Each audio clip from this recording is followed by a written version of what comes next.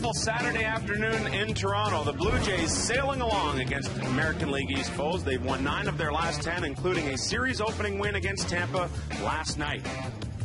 JP Arencibia and Brad Mills have teamed together on several occasions in AAA in Las Vegas, but here their first start together at the big league level.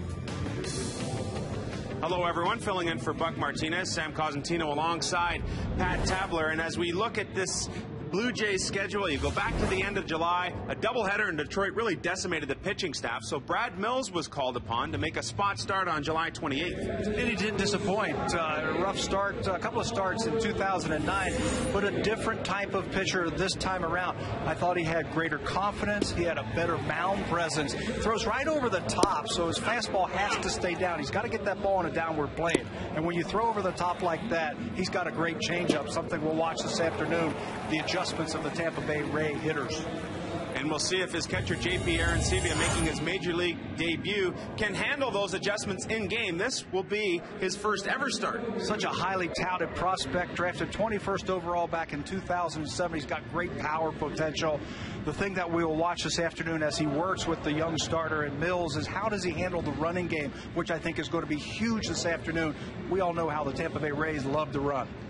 The Blue Jays will face big game James Shields in this matchup, and he's won his last 3 starts, but particularly good in his last one. He was dealing against the New York Yankees, just 5 base runners the whole game against that powerful Yankee ball club. His manager, Joe Madden, says it's the best he has ever seen James Shields pitch. Key for him is keeping the ball in the ballpark. He did not give up a home run against the New York Yankees, and there's some potential this afternoon for some home runs. Since 2007, his first full year in the big leagues, James Shields has given up 103, the most in the American League. Only Bronson Arroyo has given up more in all of Major League Baseball. Hey, the Blue Jays love the long ball. Since April 29th here at the Rogers Center, they have hit 77 home runs and hope that continues today against a pitcher who's been known to give up 1 or 2 in his time. Rays and Jays next on Sportsnet.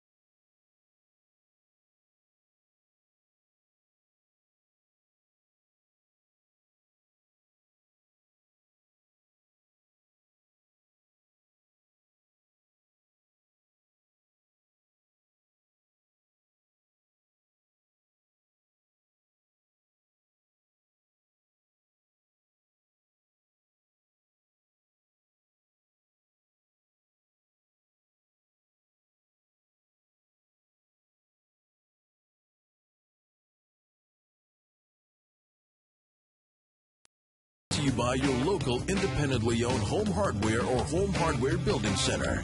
Homeowners helping homeowners. Welcome back to the Rogers Center. The Tampa Bay Rays, a successful team all season long, but in 2 of the last 3 games have scored just 1 run. The bats have gone a little cold.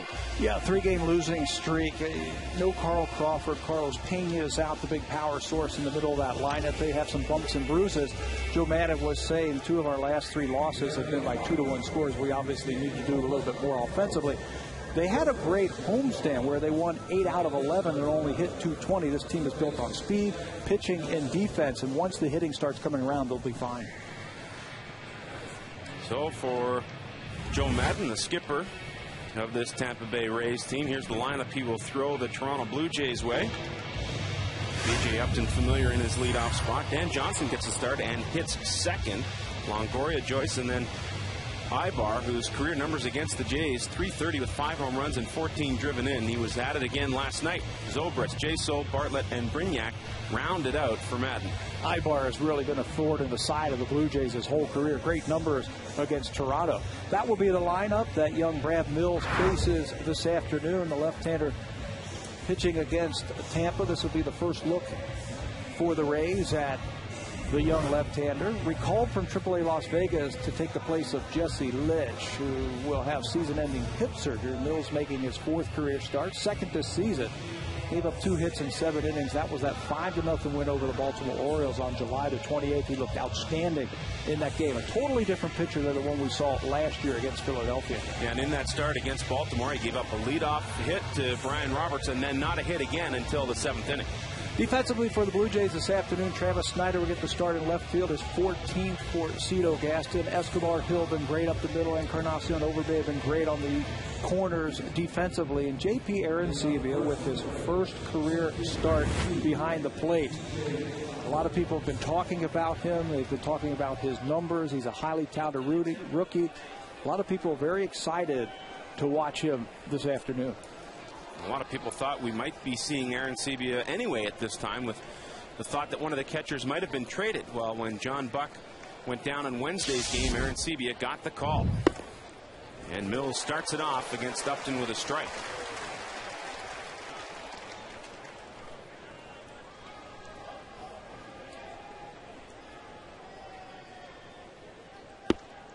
Upton hitting .235 here this year, and one of those players that every time you watch him, you think that there's a little bit more in his game. He's just a highly skilled guy. Well, he has the combination of the power and he's got the speed. He just has to be able to put it all together.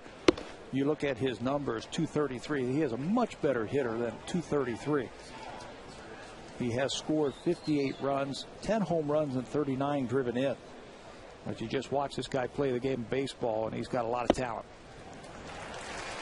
Has yet to offer to Mills' pitch, and the count is even at 2-2. I suspect we will see a lot of that, especially the first time through the lineup for the Tampa Bay Rays as they get the first look at Brad Mills. Let's see what he has. 2-2 pitch. Offered at by Upton and fouled back. How much of the responsibility lies on the hitter to go out there and try and induce all of the repertoire from the starter? I think it's very important, especially for the leadoff hitter. You have to have a guy who is not a free swinger, who is not afraid to hit with 2 strikes, that you'll sit there and take a few pitches and see what he has. 2-2 pitch just misses. And the fans here thought a little differently. Mark Carlson calls the balls and strikes in this game.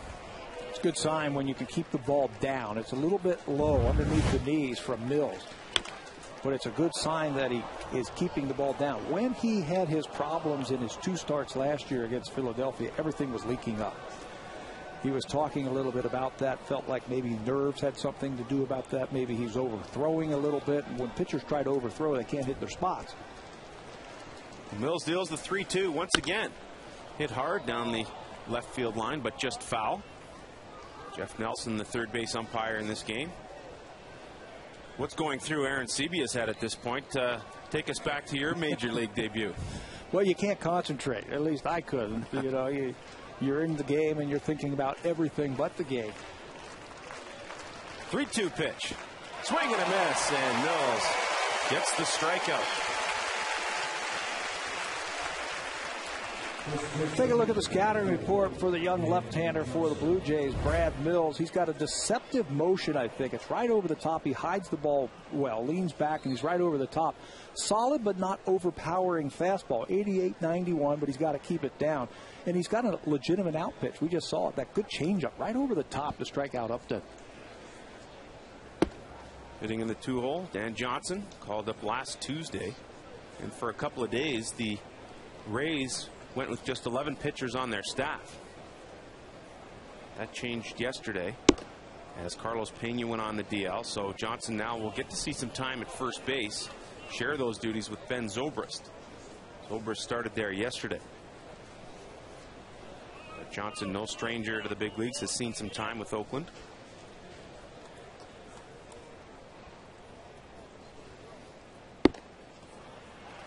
Wells works and catches the corner. But interesting time for these Tampa Bay Rays. Lost 3 straight for just the 5th time all year. Which narrowly misses once again, and losing in unconventional fashion. Tough game. The last game they had down in Tampa before they came to Toronto, losing on a ball off the light stands. So Johnson draws the walk, a 5-pitch walk, and that brings the dangerous Evan Longoria to the plate. And even yesterday's loss, Pat, you look at a team that for 105 times in its history has pitched a game without allowing an earned run, and that was just their 2nd loss. Defense let them down. Defense has been a very strong point for this team all season long.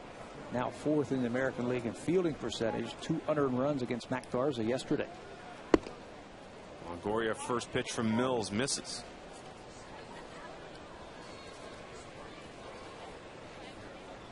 One thing that Mills was able to do in that July 28th start is get out there and get ahead of hitters. 19 of 26 first pitch strikes in that game. It's so important to be able to do that if you don't have overpowering stuff. You can't just blow fastballs by people.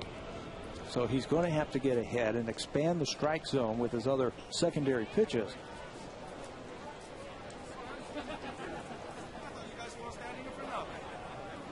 We'll see here if the Rays will test Arencibia throughout the course of this game. Well, they don't have the perfect guy over at first base to try and draw throws from the left-hander, but Arencibia has thrown out 24% of the base runners down in the minor leagues. Johnson not a huge threat. Longoria hits it to center field. A couple of steps back for Wells, and that will be the 2nd out of the inning. Carl Crawford out of the lineup for just the 6th time all year, and on consecutive days here, Joe Maddon doing his best to try and keep him off the turf. They see enough of that at home. Nothing wrong with Crawford, but he's a guy you may see a little later in this game. He brings a dynamic, and between him and Carlos Pena out of the lineup, it's a different type of offense now that Joe Maddon has to deal with this afternoon. The power and the speed guys are out. Pena put on the DL yesterday with plantar fasciitis. Johnson is not getting a very big lead over there at first base. So if you don't have to throw over there, why show him your move so early in the game? Both feet are on the dirt.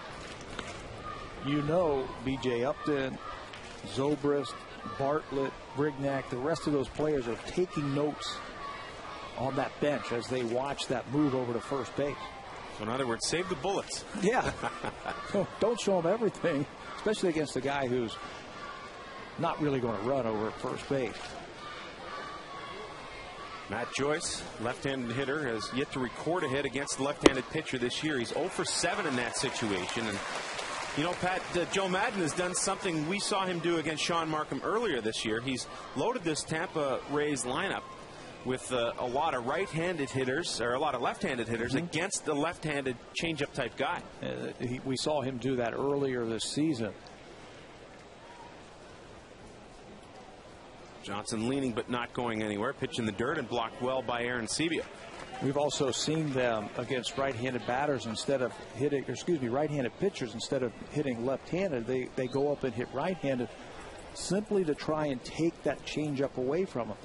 But the thing about the Blue Jay pitchers, they are not afraid to throw left-handed arm side changeups, meaning left-handers to left-handed batters, and vice versa. Not afraid to show that. Markham only allowed 1 run in over 6 innings of work that day before it was turned over to the bullpen, and the game, the Jays ended up losing 6-1. 2-1 count. Joyce fouls it straight back. Pretty good story in Matt Joyce, who was acquired in an Edwin Jackson trade to Detroit. They really liked what they saw in Joyce, but they've taken their time to condition him. 12 home runs, a little over 250 at-bats for the Tigers a couple of years ago. They feel like he's got a lot of great power, potential. Mills checks the runner, Johnson, and a swing and a miss. Joyce way out in front. So Mills strikes out 2 of 3, strands a 1-out walk. That's Joyce ending the top half of the first.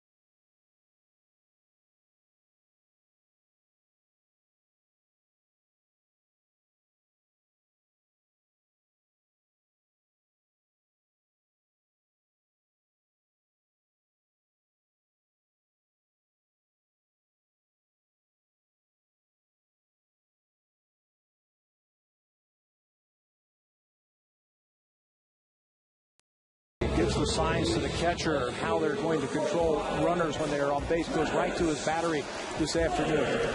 That is J.P. Arencibia and Brad Mills talking about the signs, what we're going to do. Probably talking about that Dan Johnson's not a base threat, so don't throw over there. Cito Gaston's Blue Jays 5 games over the 500 mark. Travis Snyder bats leadoff for just the 2nd time in his career. Escobar, Bautista, and Wells. Adam Lynn 9 for 27 with 3 home runs career off Shields. Hill, Overbay, Encarnacion, and Arencibia will catch and hit 9th. Travis Snyder, first pitch swing. Yeah, and it's interesting there that Johnson is a guy who in his big league career has just 1 stolen base attempt. It looked as if he had magnets in his shoes, and there's a big old piece of steel at first base. He wasn't far off that bag, and so all part of the learning process.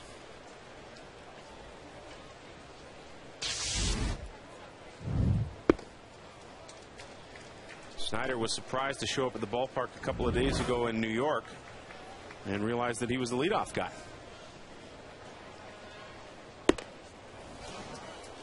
Said he hadn't done that since he was 11 years old in Little League.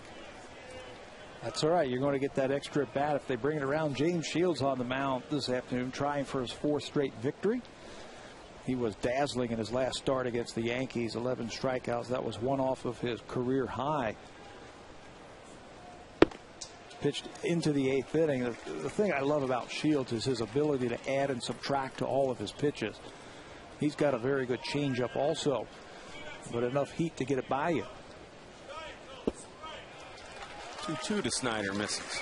So Snyder doing much the same job as B.J. Upton really allowing the hitters behind him to get a look at what Shields is offering on this day.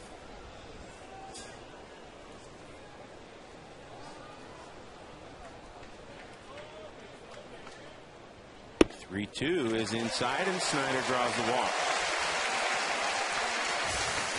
You don't see that very often from James Shields. Just 32 walks coming into this game.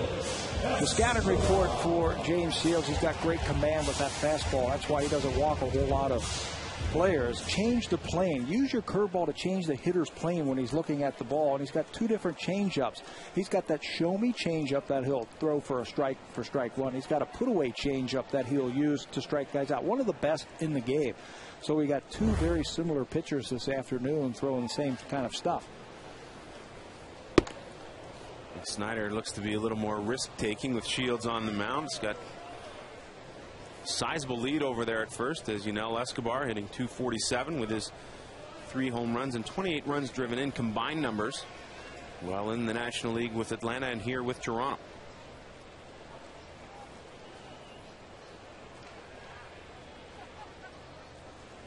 Shields works, hit hard by Escobar. This will find the left center field gap. Travis Snyder round second. Out in left field is Joyce. Snyder will score easily. Escobar in at second. With a run-scoring double, the Blue Jays are on the board. Take that. You shut out the Yankees into the 8th inning in your last start. This time it takes 2 batters to get a run. Escobar is so strong. He picks on that breaking ball and rings it right up the gap in the left center field by Joyce. And when it hits that auxiliary scoreboard, it just dies against the wall. And that allows Snyder to come all the way around from first base to score the game's first run. Escobar picks up his 10th run batted into the season, 15th double of the year. Good gap power shown there by the Jays shortstop. And it doesn't get any easier for Shields as the co-American League Player of the Month, Jose Bautista, steps in with his Major League leading 33 home runs. And he's going right after that first pitch. Shields has talked about, okay, I've got to get me over strike one changeup. That doesn't work against the Blue Jays. The minute they step into that batter's box, they are ready to take a rip. And if you're not careful, especially early in the count, they'll hurt you. Swing early, swing often. 0-1 to Bautista inside. What a month of July. 347, 11 home runs, and 29 driven in. And a chance here to do some more damage. Shields misses down in the zone.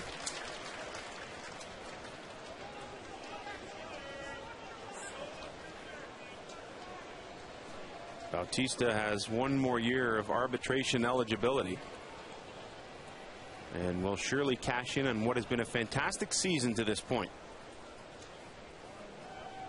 The Blue Jays very tight-lipped about whether or not they're going to lock this guy up long term.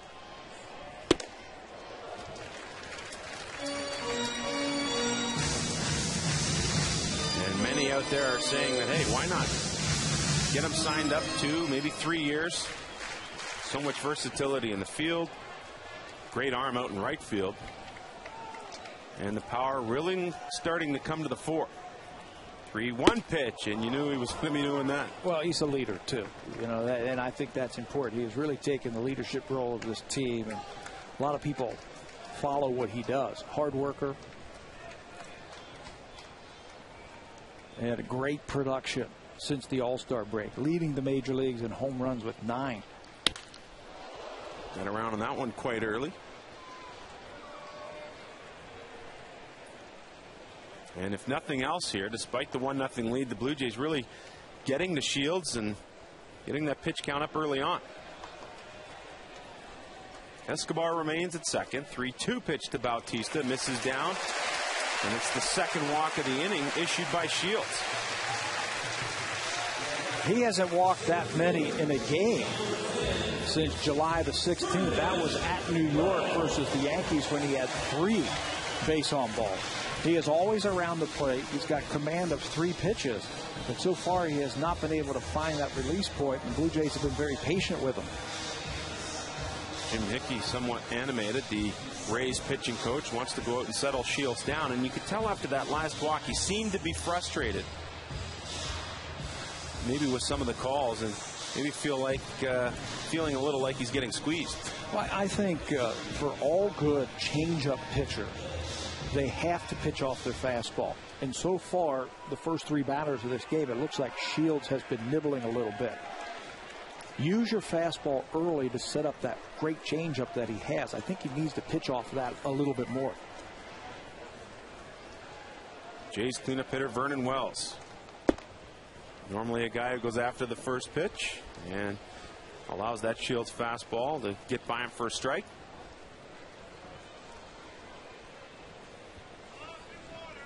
Blue Jays lead it 1-0 with Escobar at second, Bautista at first, and nobody down for Vernon Wells.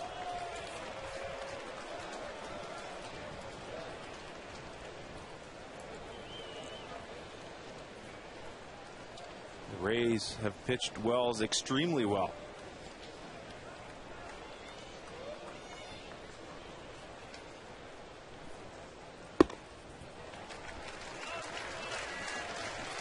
This is the Blue Jays' first look at James Shields this year. He has faced him 13 times in his career, has a winning record and a very good earned run average against him. But right now he is struggling to try and find the plate.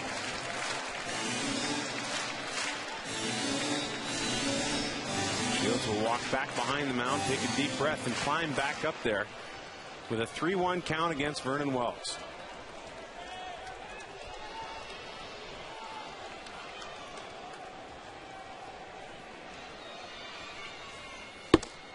Pitch inside, and it's the 3rd walk of the game and of this inning for Shields. The bases are now loaded.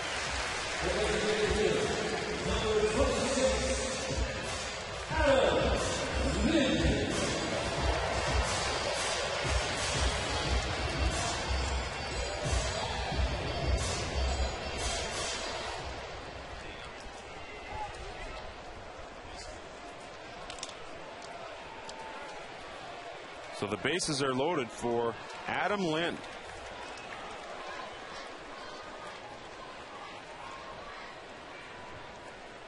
First pitch from Shields, and that one's in there for a strike. Fans keep watching. The bases are loaded, and we're only a grand slam away from awarding a 60-inch Sharp Aquos Quatron TV. For colors never before seen on TV, to enter, visit hitahomerunwithsharp.ca. Oh, 1 pitch offered at by Lind and fouled back. Shields had a tough month of June in which he went just 1-4. And the Blue Jays hoping after a good July he reverts back to those numbers. Lind has struggled of late, just 3 for his last 20 over the last 6 games. Well, if they're looking for a home run, and that would be awfully nice right now from Lind, this is the guy to do it right here. He has hit 3 home runs in his career against James Shields. He's only faced him 27 times. And he's got 3 long balls. That's what he has done in his career with the bases loaded. 0-2 pitch. And again fouled off by Lind. And Shields, since 2007, has given up 103 home runs. That is the most given up by any pitcher in the American League over that span. The Blue Jays have already put 1 up on the board. Snyder led it off with a walk. Escobar with a run-scoring double. 0-2 pitch. And Lind on a check swing on a pitch up in the zone makes the first out of the inning. It's been a pitch that's been giving him problems, where the pitcher reaches back with 2 strikes for a little bit more, goes out of the strike zone, and you end up getting yourself out. That one about shoulder high, a little bit too anxious as he tries to check his swing. So now it's Aaron Hill who steps in to face Shields. He too has had some long ball success against the Rays pitcher.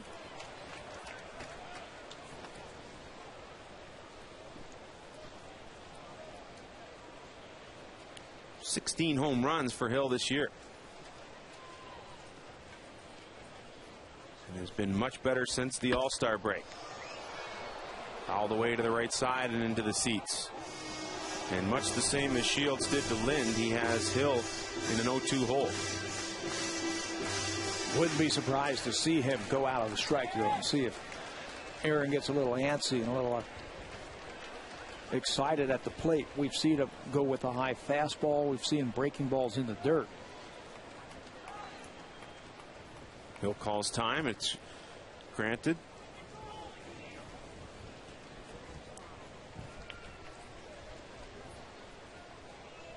Blue Jays looking to add on to their first inning lead.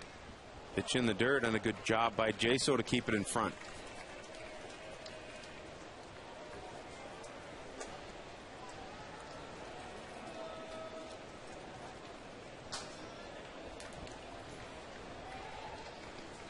He'll 0 for his last 7. There's Escobar awaiting action at third base. Bautista is at second. Wells at first. And the Blue Jays already with a 1-0 lead. Shields works and just touched there, foul by Aaron Hill. That was the put-away changeup. He's got great arm speed on it.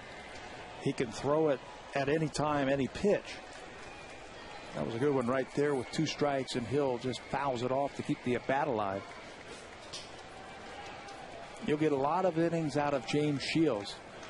A lot of decisions when he's out there. He's a horse. 1-2 pitch. Misses low and in.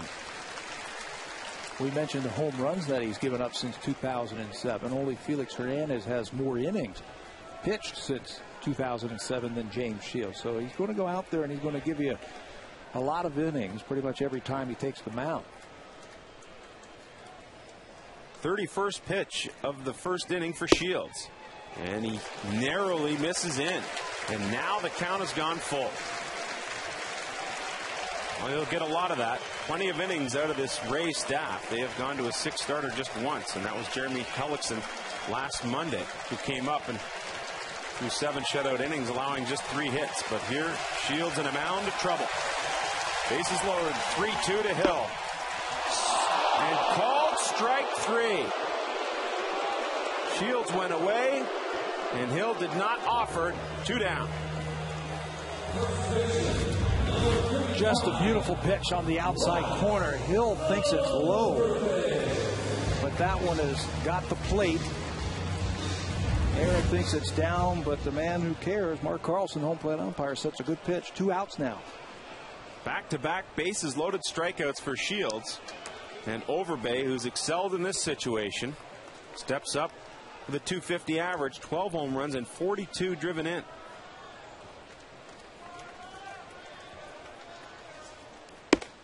First pitch is up and away. The doubles have started to play a prominent role in Overbay's at-bats. 24 of them on the season. And 3 of them in his last 7 games.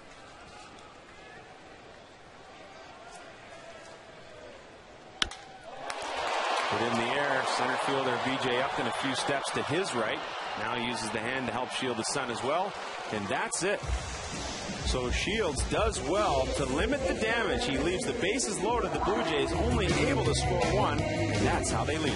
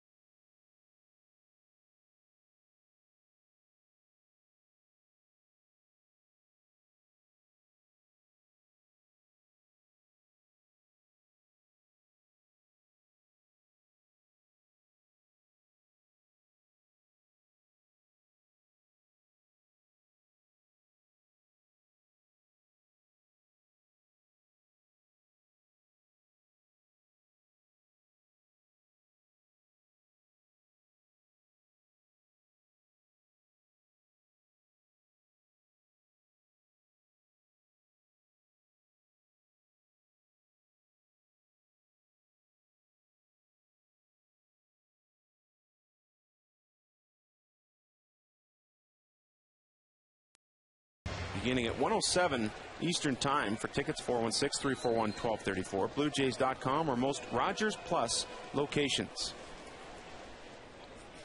Jeff Neiman gets the call for Tampa against Morrow in that game. Boy, whenever these two teams get together, you see great pitching, don't you? Saw a lot of it last night. Yep. The last time we saw him here, every game was a great game. Start of June, where Tampa took 2 games when trailing after the 8th inning. Heartbreaking losses for the Blue Jays.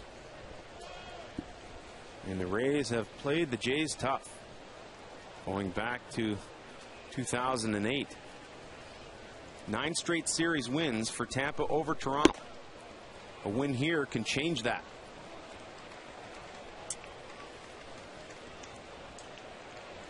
Willie Ibar has done a number against Jays pitching throughout the course of his career, hitting .330 coming into this game.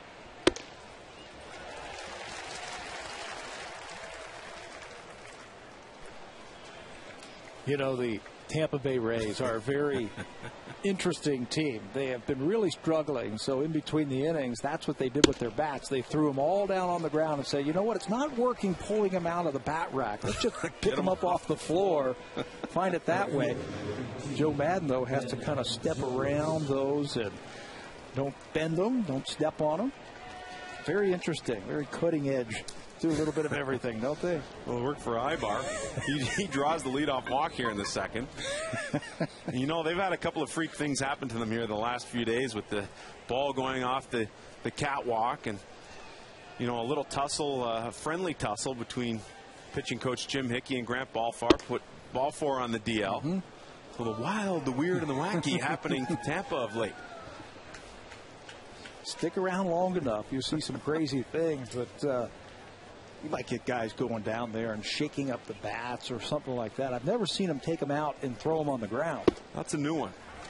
A bat seance I have witnessed. Going back to the Boston Red Sox in 1988, Mike Greenwell took every bat the Red Sox had on the trip, put them into the washroom, and lit the washroom with candles and had a seance for the bats. They went out that day and scored 15 runs to beat Toronto. So it worked. It worked. Over shows bunt, but it's a little high from Mills. There's always things like that going on in baseball, you know, just trying to break it up, especially if you've run into what's perceived as some bad luck. You know, you want to change things up a little bit. No question that the Rays have been struggling to score runs. Just 15 for the last 106 in the last 3 games coming into today. All 3 of those losses. So as much as pitching and good defense can help you out, you still have to be able to score a couple runs. But you know what? What I like about the Rays is their ability not to hit home runs. They have guys who can do that, but they can manufacture runs. They can score runs in different ways. And that's why it'll be interesting to watch the battery, the young battery of the Blue Jays this afternoon against this team.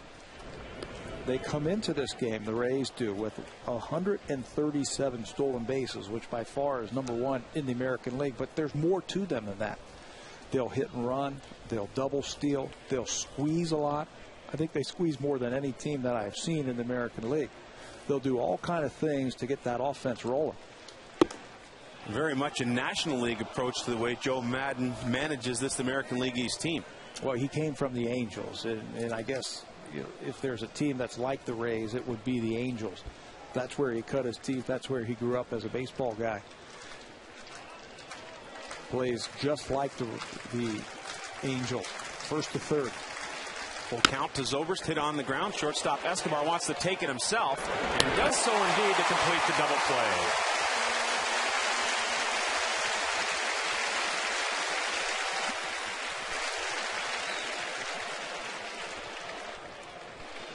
Well, they get a leadoff walk, so maybe it's starting to something good, but they run into a double play. And this is what we've been talking about. The average at 142, the runs per game just 2.5 in 5 hits. Very uncharacteristic of a Tampa Bay Rays team. 4 for 27 with runners in scoring position, which tells a big story.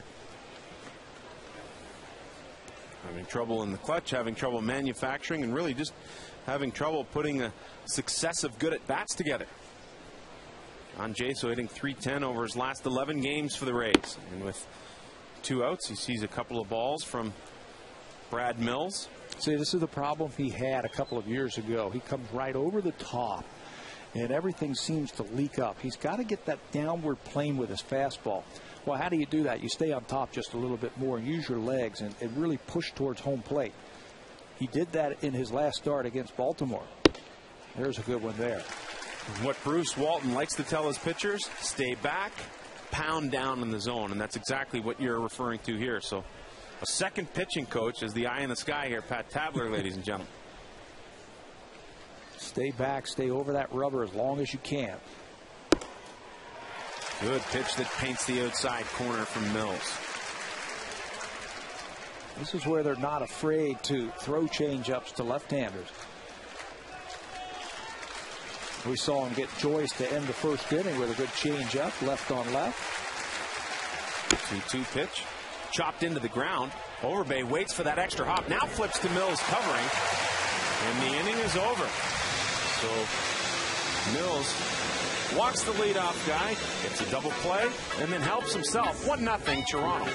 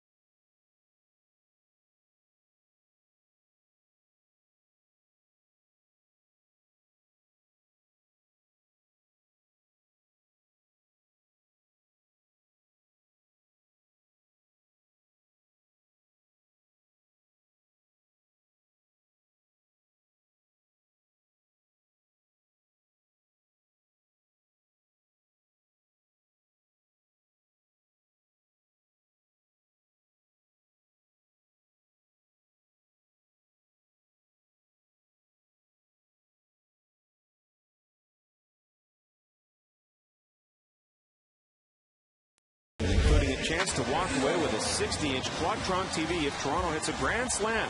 To enter, visit hitahomerunwithsharp.ca. That's hitahomerunwithsharp.ca. Bottom of the second inning here at the Rogers Center. Sam Cosentino and Pat Tabler with you on a beautiful Saturday afternoon. The Blue Jays lead it 1-0 over James Shields and the Tampa Bay Rays.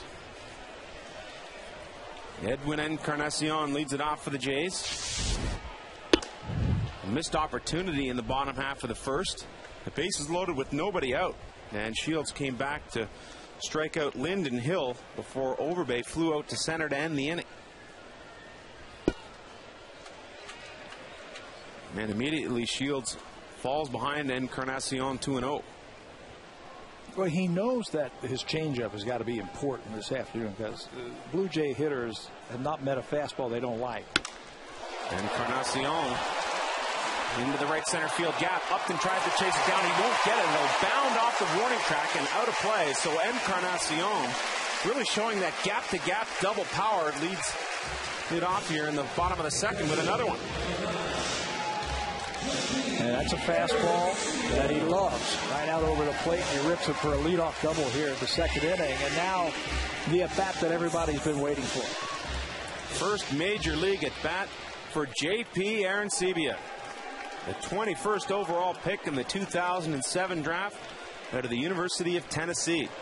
The long-awaited first major league at-bat. First pitch swinging, Arencibia, left field, back to the wall, and gone! Home run, J.P. Arencibia! First major league at-bat, first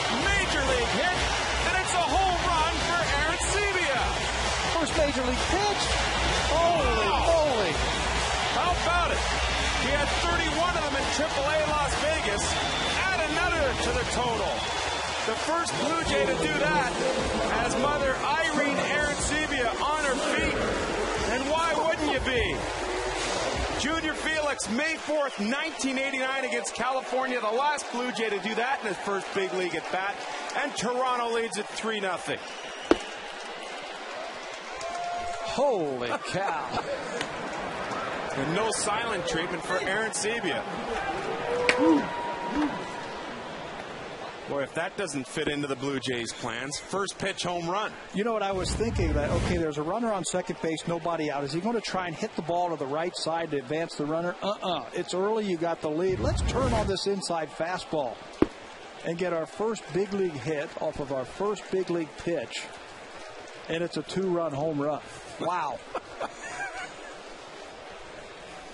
Swing early, swing often. Wow. Do you know how hard that is to do? I mean, first of all, you're shaking in your boots because it's your first big league game and your first at bat. And then the first, hey, no problem, right? Turn on it. We've talked about he's got power. 31 of them in AAA. Watch this reaction. No way. You think she got the shot? She got the shot. She could have our tape. Pretty awesome stuff for J.P. Arencibia. Travis Snyder now draws the walk. Ear-to-ear smiles for the young man. Think that'll help calm him down a little bit? So many things, especially as a catcher. You know, you're worried so much about what you're doing with your hitter out there. A line shot by Escobar to Longoria. And at any time of the day, he's tough to get it by. One down in the inning. Well, it made that play so special was he is in guarding against the bunt. You've got to have great reaction, great hand-eye coordination. Watch this ball smoked, but just stabbed that and caught by Longoria, the Gold Glover. Won the Gold Glove last year, just the second Ray to do that. Carlos Pena, the other Golden Glover. Just marvel at Longoria's defense. He can do it all. Short hop, long hop, field the bunt, line shots. Good arm. Whole package, Evan Longoria. So Snyder still on with that walk as Jose Bautista steps in. That's the 23rd home run given up by Shields this year.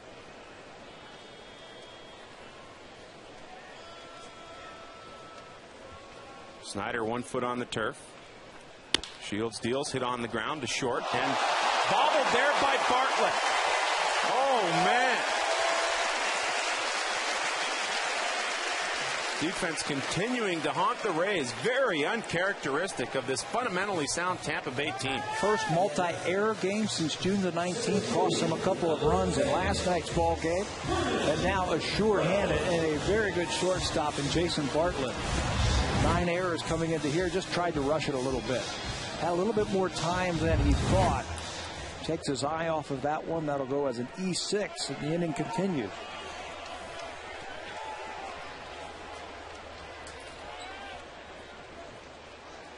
First and second for Vernon Wells. First pitch line shot to Bartlett. Throw back to second and in time to get Snyder. So Bartlett makes up for an error by completing the double play off the line shot by Vernon Wells. But not before the Blue Jays do a little damage. First big league pitch he sees, and it's gone. J.P. Arencibia gives the Jays a 3-0 lead.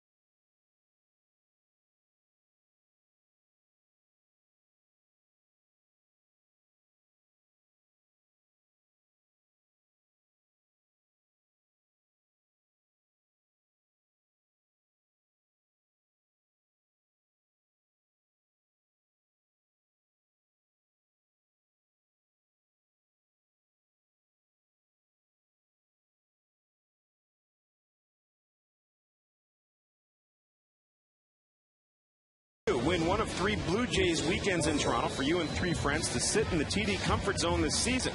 For more information, visit www.bluejays.com. Exciting bottom half of the inning as JP Arencibia goes deep on the first pitch he sees here in the big leagues.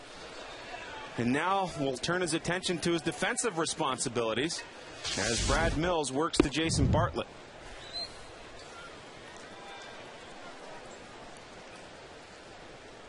Bartlett, like many of the Rays hitters, struggling over his last 9, hitting just .154.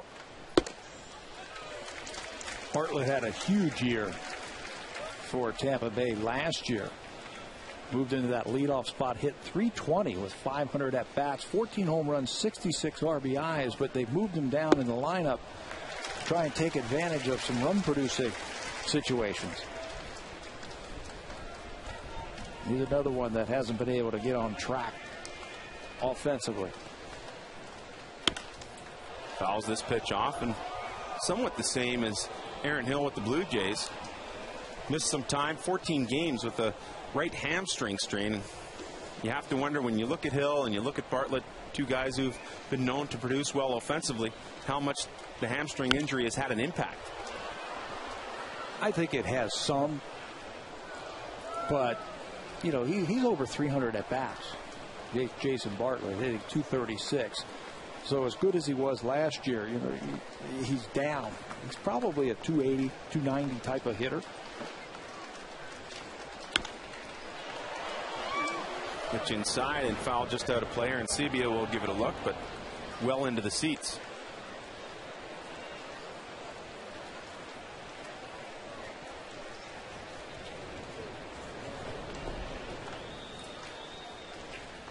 Bartlett had the average up to .244. But then his last 9 games in that 4 for 26 has hurt the average. Hitting just .236 here now.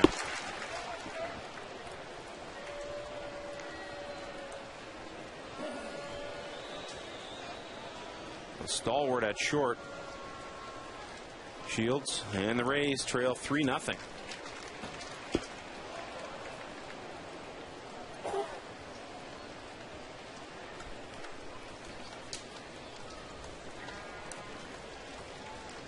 In those 7 innings on July 28th by Mills, he retired the leadoff hitter in 6 of 7 innings.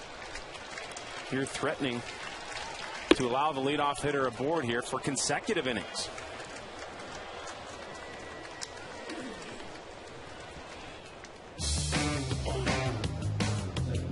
You can win an all-new Honda CRZ and other great prizes when you vote for the Honda Play of the Month. Vote today at BlueJays.com. So Bartlett is aboard with a leadoff walk. Reed Brignac steps in.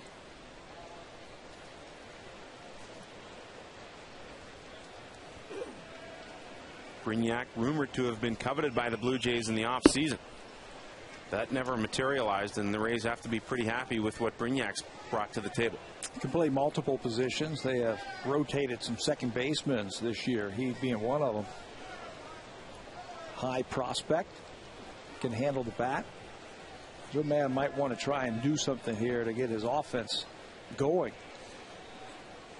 Flinch over at first by Bartlett. Mills not biting and delivers a strike. You know, one thing that I haven't noticed from Brad Mills in this game so far, and it's early, it's only the 3rd inning, that we saw him do in the start against Baltimore, uses curveball more. He has a good curveball. It's one of those 12-6, those up-to-down type of curveballs. Thought he used it very well in that start against Baltimore as his 3rd option. We haven't seen too many so far in this game to give the Rays something to think about. Maybe he is saving it for the 2nd time through. It's interesting to see how Arencibia handles Mills here. If he handles them any differently than he did at AAA. Sizable lead for Bartlett. Mills deals. Up and out of the zone. You know what it'll do when you throw curveballs? It'll make you get on top. And right now, he is not getting on top. This release point is not where it should be out in front to create that good downward plane.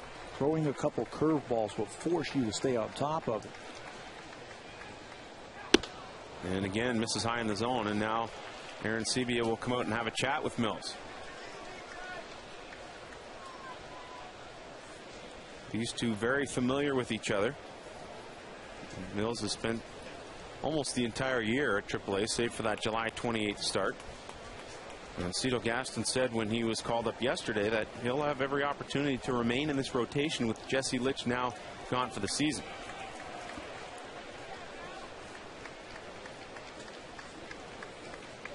But he's working with a 3-0 lead and nobody out here in the top of the third. Brignac straight back.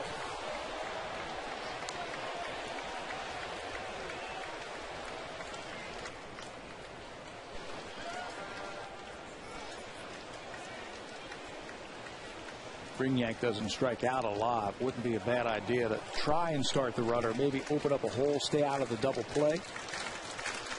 Bartlett not going anywhere. So Brignac fouls it to left side. Edwin Encarnacion giving chase. And into the seats it flies. Might all have to do with being familiar with the pitcher. Let's wait one time through the lineup to see what type of move he has, what he'll throw on 3 and 2.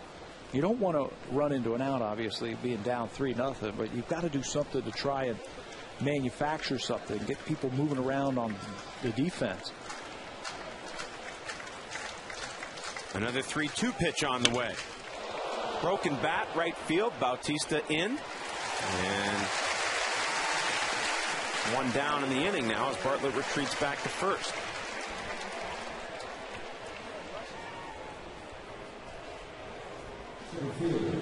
Pitch count now starting to elevate for Mills. That one right off the end of the bat, and all that's left is the handle for Brignac. Ball's not going to carry like that. One out. Took that what was left and just heaved it into the stands. That'll be enough of that. Thank you very much. Back to the top of the order for the Rays. B.J. Upton struck out to lead off the game.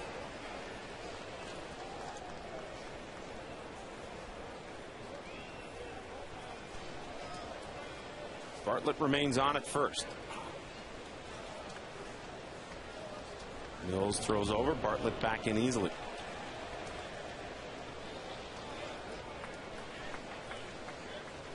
Coming into this game, his last 7. Upton hitting .321 and has shown some extra base power. 3 doubles, 2 home runs in that span. And another check by Mills. How much of that, Pat, comes from the bench and how much of that comes from Arencibia? Well, a lot of it comes from that man right there in the middle of your screen. That's Nick Leyva, who will flash signs to his young catcher if they want to throw over, if they want to step off, if they want to pitch out, if they want to, whatever they want to do to try and control the running game. You'll see Arencibia looking into the dugout there, trying to get some signs. Leyva telling him, hey, he's going to go ahead and swing away. Go ahead and pitch to the batter. Don't worry about the runner right now. 2-0 count to the dangerous Upton.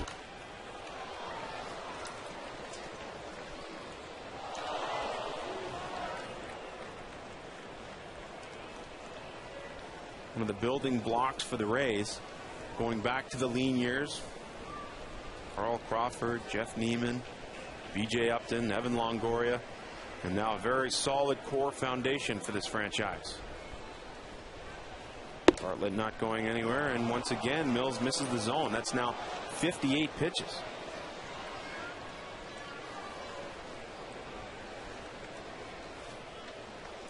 And just half of those 58 for strikes.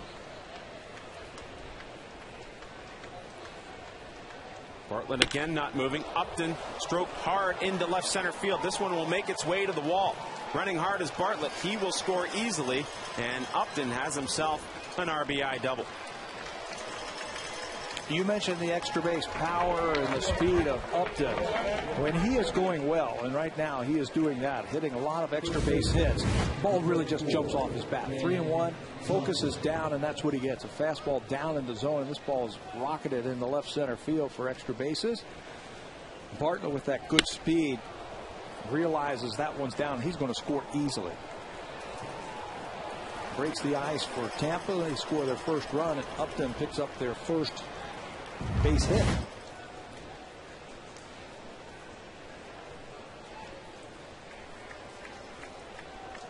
Dan Johnson, lefty versus lefty. Wide open stance here for Johnson to face Mills with 1 out in the 3rd. Blue Jays still holding on to that 2-run lead.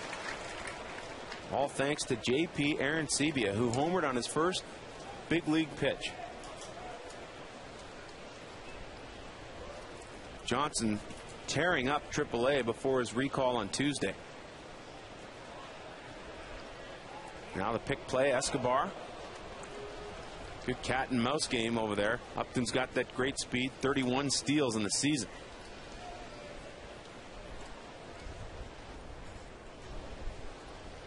Johnson with 95 driven in AAA. And to this day still leads both AAA leagues, the International League and the Pacific Coast League, by 3 over the next best competitor.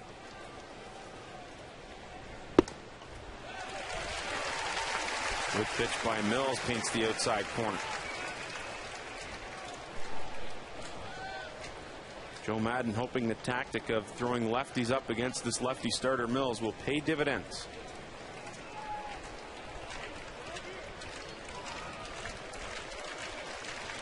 Mills a check of second, not once but twice.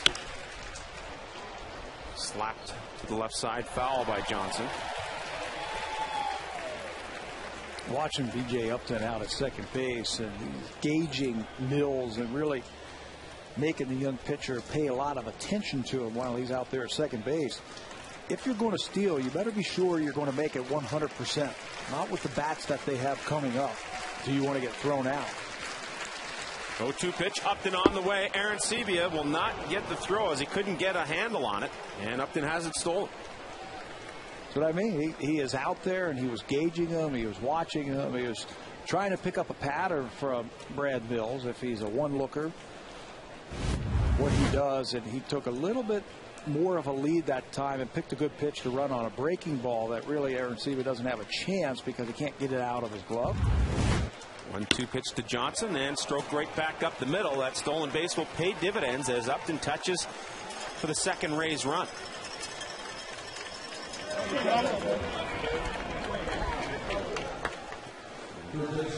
Johnson really backed off there with 2 strikes. You mentioned he's an RBI guy. A lot of RBIs in the minor leagues. If this pitch is up, got to get that ball down to those good hitters like that or they're going to hurt you.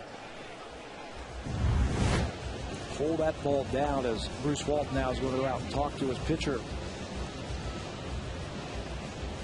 You look at the rookie catcher, he's just saying, I think I'll just come out here because I know I have to, but I'll let Bruce do all the talking. We'll let him do all the talking. We'll listen. Maybe we'll learn something.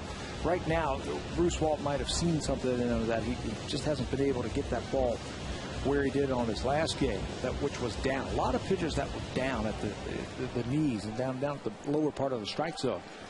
That really set up his changeup in that game. So far, he hasn't been able to do that this afternoon. Everything has been up.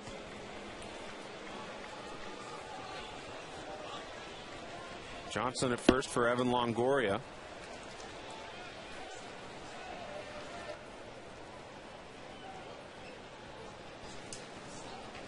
Longoria has struggled of late, but the number's still pretty good overall. 15 home runs, 69 driven in by the Rays third baseman. And again, Mills missing high in the zone.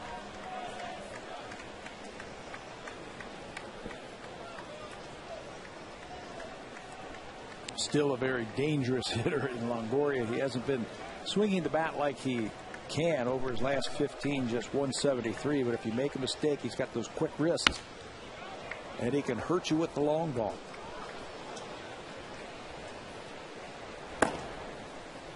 With 67 pitches thrown by Mills, Brian Talbot begins to get loose in the Jays' pen. A noted long guy.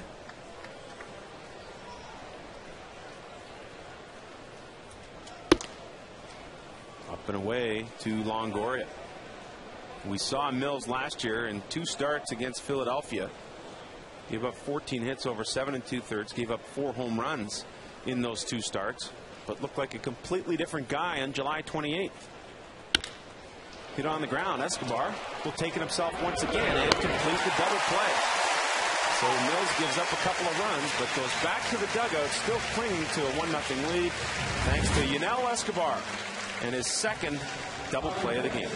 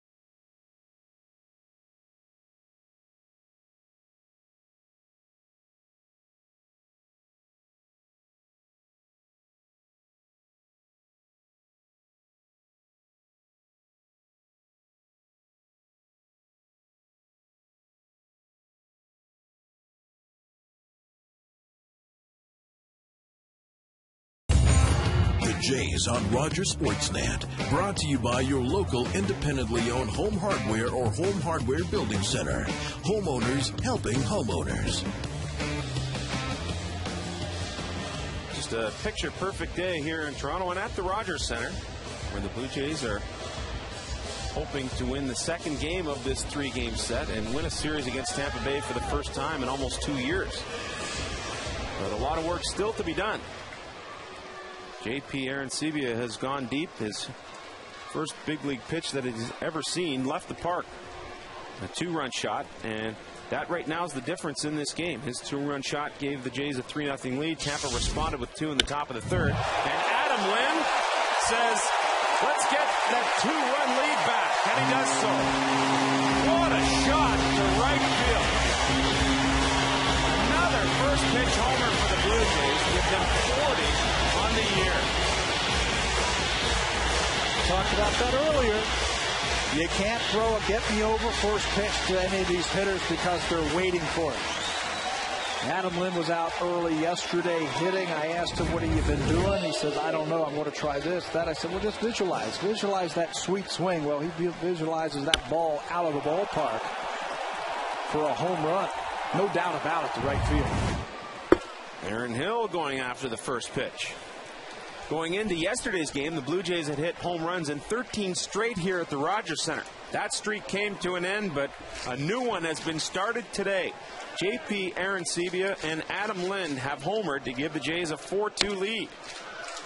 Did we ever find out how many games they've won when they've not hit a home run? The Blue Jays at home have played 9 games without hitting a home run, 9-50. And yesterday was just the second win in those 9 games without hitting a home run.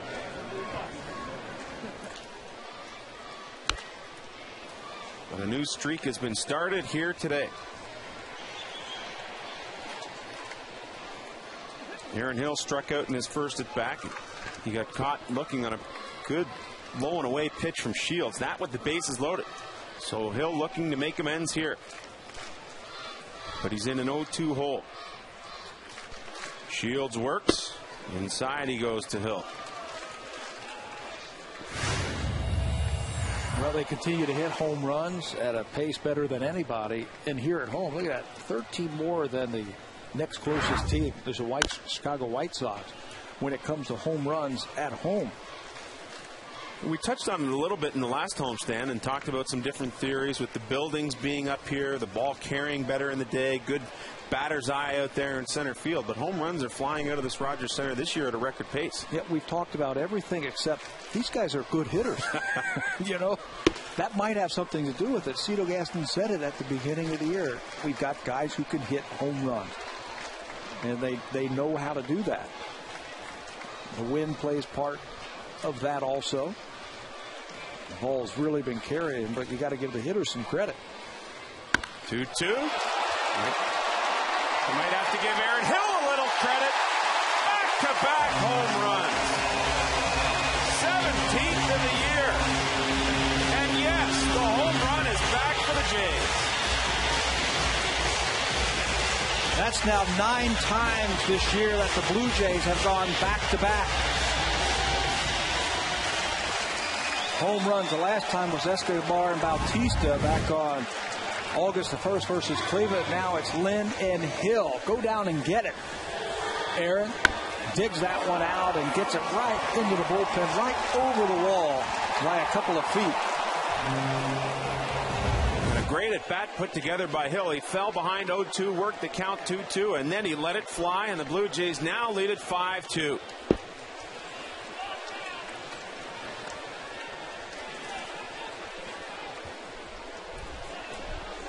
The 9th time the Jays have gone back-to-back this season.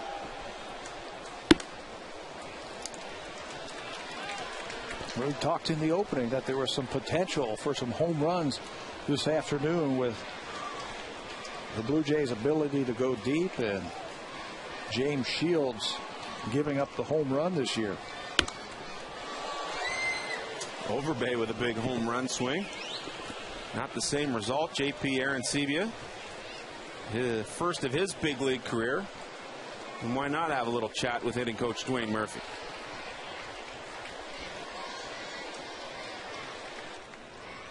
Some kind of power display here by the Blue Jays.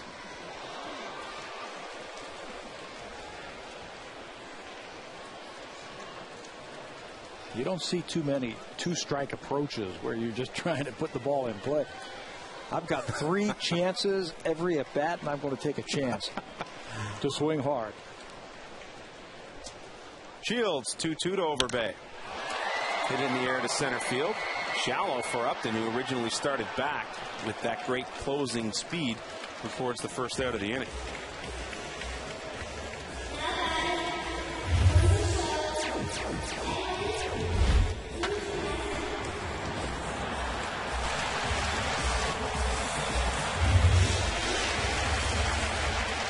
Cito Gaston said in spring training, we may have 6 guys in this team that'll hit 15 or 20 home runs. He's not too far from that now.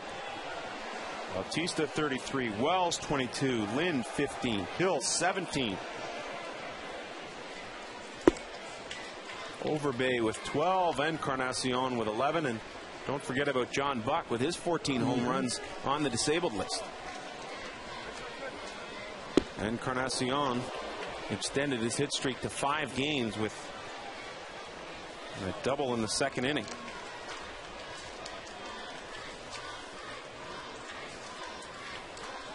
Creeping up that average now to 248.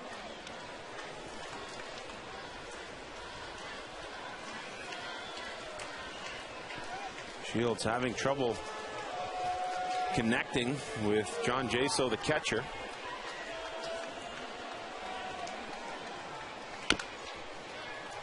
The year started with Diano Navarro as the catcher. Kelly Shopik and now John Jaso, the 2 catchers. And Navarro and Shields had worked together a long time. But he's been sent down to AAA, and those catching duties now fall in the hands of Jaso in this game. We saw Shopik in there yesterday. Craig Zonkloff for him last year. Traded for him and did a good job with the pitching staff, but he went and signed with the Brewers as a free agent. So 2 completely different guys here this year for Tampa. Check swing foul, broken bat. Now, have you ever seen that? A check swing and you foul your bat, or you crack your bat on a foul ball? Yeah, but, you don't see it often, but with these maple bats, a lot of times those hairline fractures will be in the bat, and the hitter won't even know it. And that might be the case there.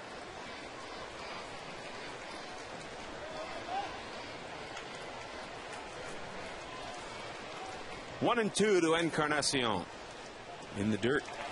I think it shows how strong that Encarnacion is. His hands, that he has that ability to check his swing, and the ball hits the bat and it cracks. Showed off his power last at bat with that double to right center. Encarnacion, left field, hit a ton. Another one for the Jays. Edwin Encarnacion, 12th home run of the year.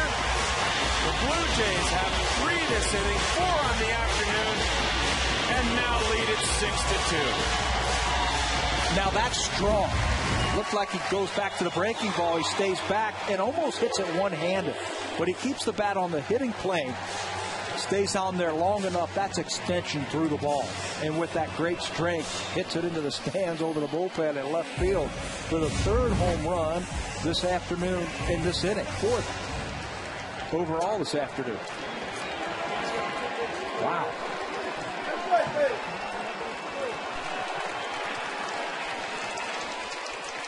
J.P. Arencibia, he's got a home run. It only took him 1 pitch to do it. First Blue Jay since Junior Felix on May 4th in 1989 to hit a home run in his first big league at bat. And this time he goes the other way into the right field corner. Giving chase is Zobrist. Arencibia rounds with ease. And how about that? First 2 at-bats, 2 extra base hits for Arencibia. We've been hearing about him all season long, and the Blue Jays send us notes before every game here at home about the minor leaguers and what they do. And all year long, we've been reading about his ability to hit the home runs, the base hits, the RBIs. This is a good piece of hitting. Stay back on the ball. Stay behind it. Don't try and pull that. Hit that ball the other way, and it's another extra base hit. 2 for 2, J.P. Arencibia. He's got his first home run out of the way, the first double out of the way. And here we are in just the 3rd inning of play.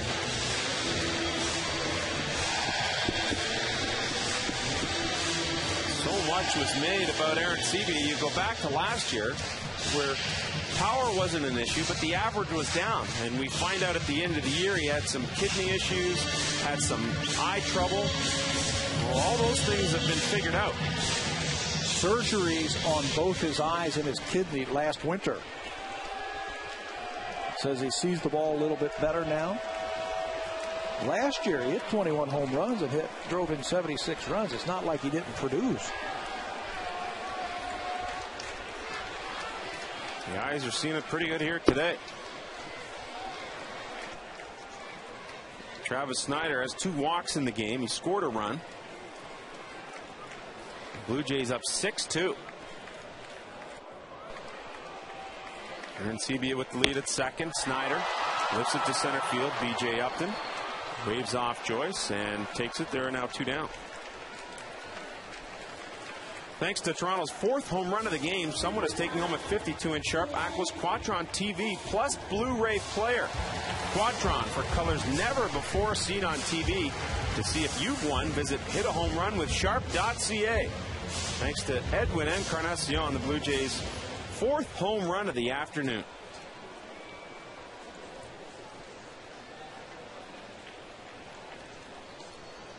Well, the theme coming into this one with Shields on the hill. Swing early, swing often, and it's worked well for the Blue Jays to this point. Pitch in the dirt. Arencibia will test Jaso, slides in safely at second and advances.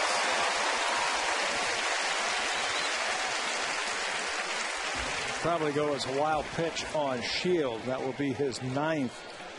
Bounce to breaking ball. Not much Jaso can do with that, but Arencibia with a big lead out at second base recognizes that ball in the dirt and right away takes off. So he remains at third with 2 down in the inning for Yunel Escobar. Back in the dirt.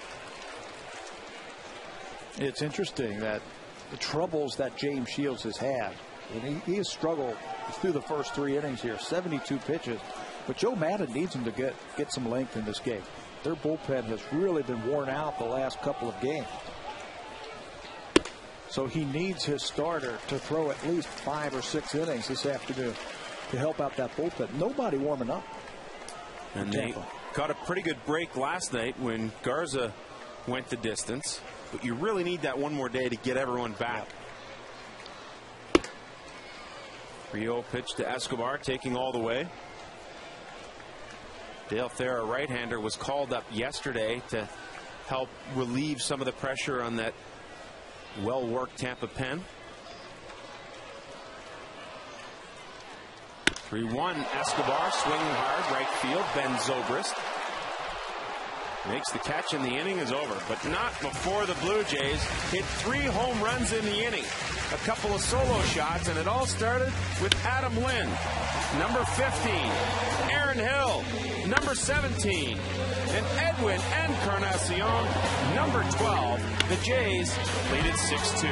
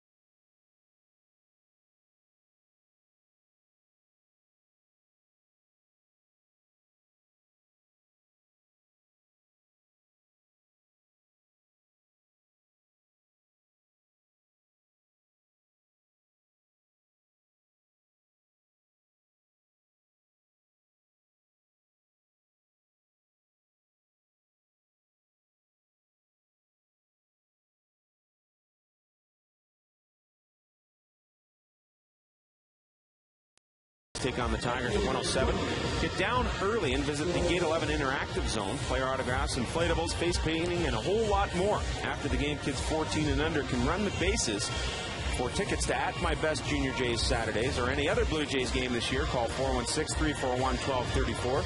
Check out BlueJays.com or walk into any most Rogers Plus locations.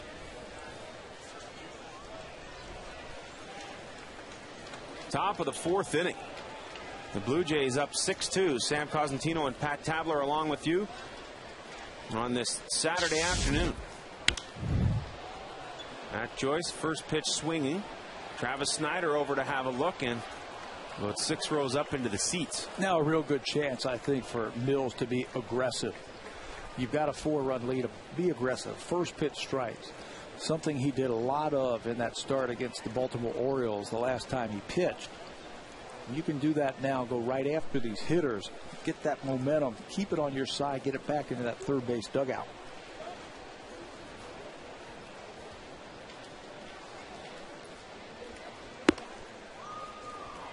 Joyce, just a small sampling, but has had 8 at-bats against left-handed pitching this year and is without a hit.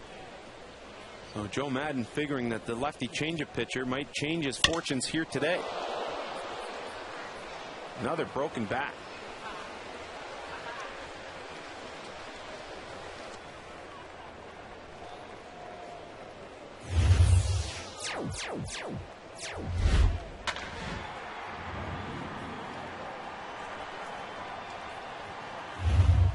Well, I hope the people at Sharp are ready to give away a few TVs and a few Blu-ray players. The Jays have been watching that. It's 4 now in this game. 1-2 count to Joyce to lead off the top of the 4th inning. Fouls it off once again. And this has to be the perfect situation for Mills. You get up 3-0, you go back and give 2 of those runs back, and then the Blue Jays offense comes right back, adds some on for you, and puts you in a really good position here to get through 5 with the lead and put yourself in a position to pick up your 2nd big league win. There's that good curveball, something that we haven't seen too much of from Mills. But you're right, that momentum. Show what you're made of right here with a 4-run lead. Go right after. Attack them. Make them hit their way on. 2-2 pitch. Hit in the air to right field. Jose Bautista is there. One down.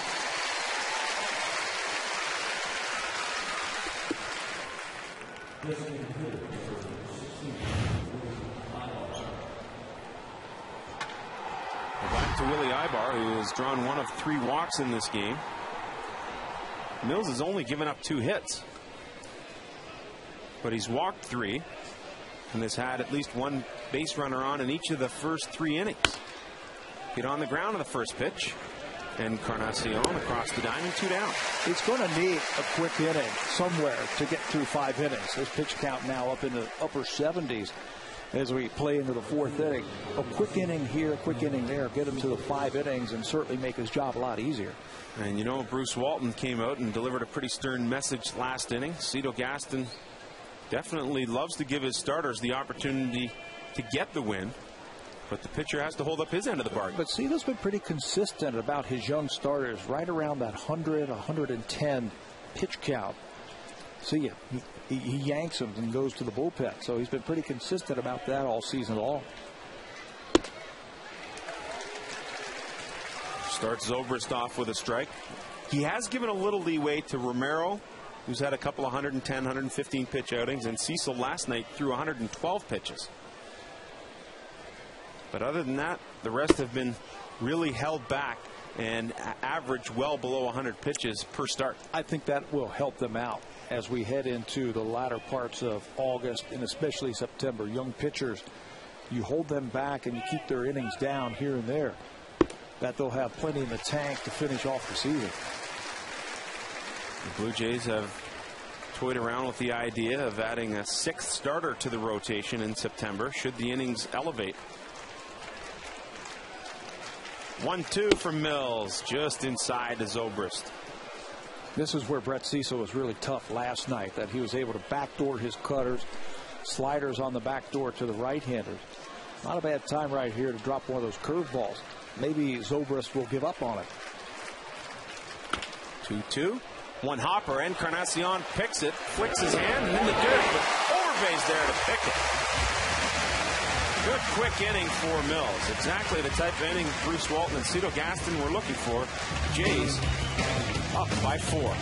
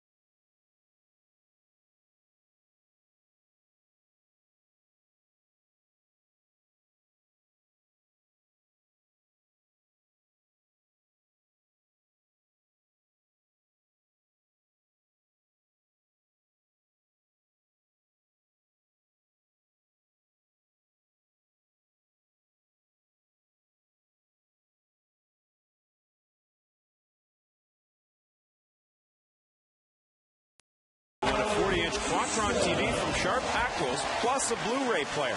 Quadtron, it's 4 colors, not 3. To enter, visit hitahomerunwithsharp.ca. When you're a young player, you've got to be all ears because you got to soak up all that information. JP Arencibia goes right to John Buck and sit there and talk to him about setting up hitters, pitch selection, things like that. And oh yeah, this is how you hit a home run. What a game so far. Buck passed that one on. And I think he really relishes that role. John Buck, the guy who's now leaned on, when I think in his career in Kansas City he was more of an afterthought there. And the Blue Jays pitching staff, Bruce Walton, they've really leaned on Buck to help out this year.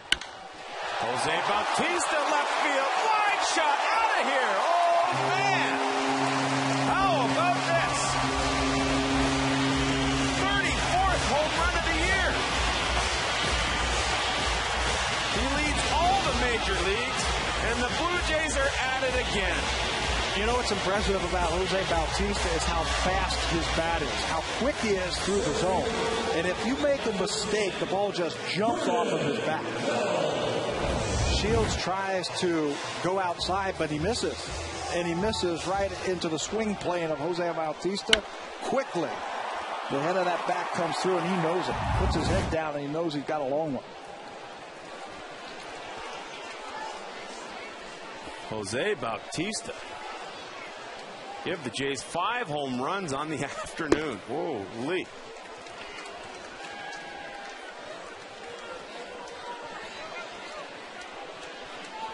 Ten straight series with a home run for Jose Bautista. Hit on the ground by Vernon Wells. Bartlett gathers it and gets it across for the first out of the inning. Thanks to that Toronto home run, Sharp has awarded one lucky winner a 40-inch Quadtron TV and Blu-ray player. Quadtron, you have to see it to see it. To see if you've won or your chance to win, visit hitahomerunwithsharp.ca. You just mentioned Bautista hitting the home run now in 10 straight series. That ties him with Carlos Delgado for the most consecutive series with a home run with 10. He was tied with Alex Rios. Delgado did it in 2002 and 3, and Fred McGriff in 1989 hit home run in 9 straight series. 5 home runs, 5 different Blue Jays.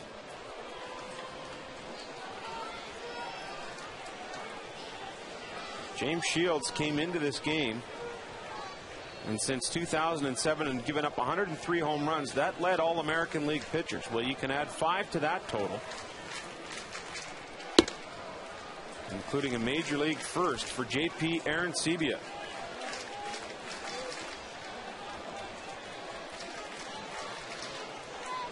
Rio pitch to Lind, taking all the way.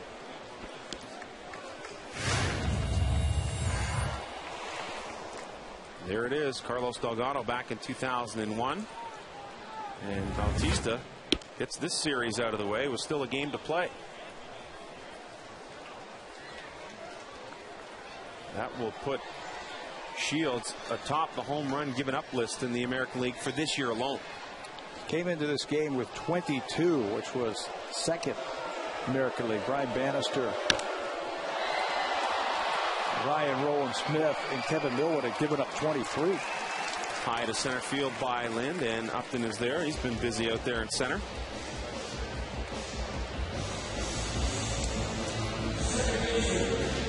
Coming off one of his best outings of his career. And now 5 home runs, which is the most that he has given up this year in a game. This guy's hit one of them, Aaron Hill, his 17th of the year in the 3rd inning. The average up to 211.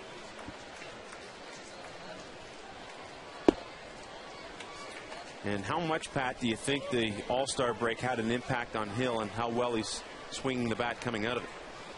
A lot of times where guys will use those 4 days off just to clear their mind, get away from the game of baseball and feel like they're starting over.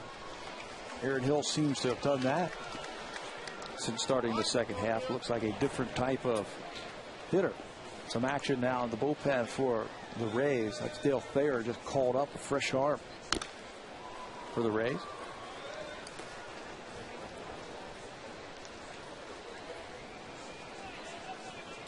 The Blue Jays' approach all season long is really get a pitch and let it fly. And they have let it fly here today. 5 home runs for the Toronto Blue Jays and a 7-2 lead over Tampa.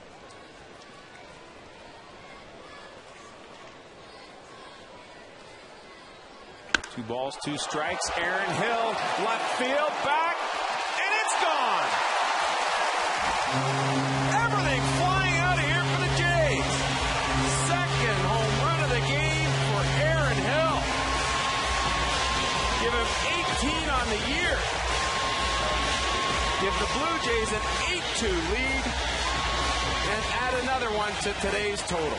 And the loneliest guy in this ballpark is standing in the middle of the diamond right now, James Shields, trying to figure out what he needs to do to keep the ball in the ballpark.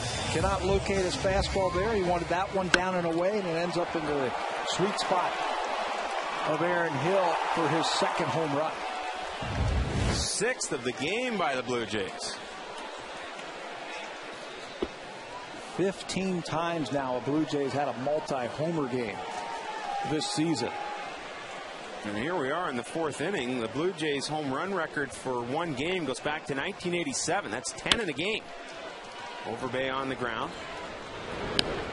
And that will be it as Brignac retires Overbay. But not before the Blue Jays hit a couple more.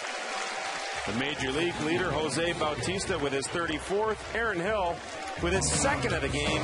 The Blue Jays lead by 6.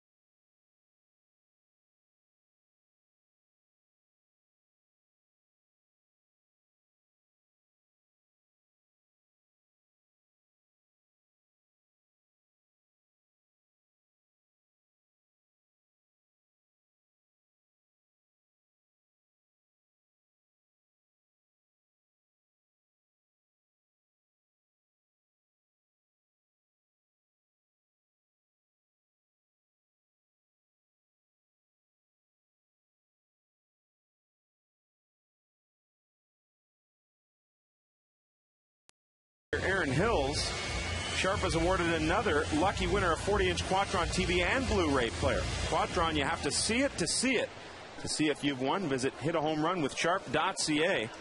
TVs and Blu-ray players flying off the shelves.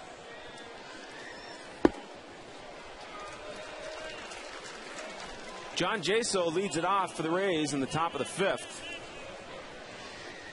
To this point, Brad Mills has thrown 82 pitches. He's allowed just 2 hits. His last inning being his best. Hill on the ground, and into center field it goes. So there's the 3rd hit of the game given up by Brad Mills. Playing him the pull was Aaron Hill. So he just can't get to it. Gets a good jump on it, but it's just out of his reach for just the 3rd hit. A couple of singles and a BJ Upton double have been the only damage so far this afternoon. And I think if you're Cito Gaston, you have to be happy that, hey, let the Rays hit their way on. You've got 6 runs to work with. Go after these Rays hitters. But don't give anyone the free pass. And I think if you are Joe Madden and you're thinking about the Tampa Rays, they have an uncanny ability to come back in games. I mean, this is a team that makes you earn every out. What you don't want to do here is start panicking and start getting away from your game plan.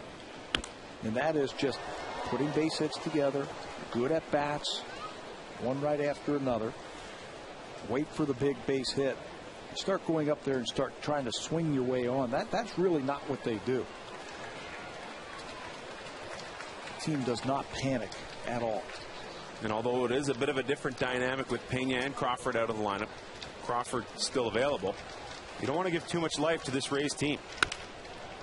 Bartlett weak to right field. Bautista in, Hill going out, and it will drop in for a base hit.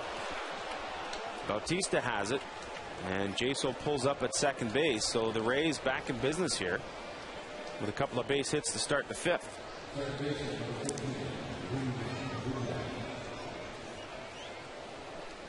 You could win an all-new Honda CRZ and other great prizes when you vote for the Honda Play of the Month. Vote today at BlueJays.com. 2 on and nobody out for Reed Brignac.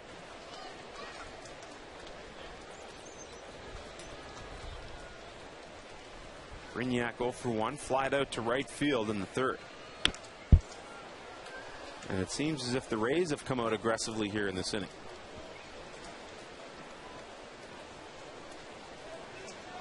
Mills had a 1-2-3-4. His only inning of that kind in this game.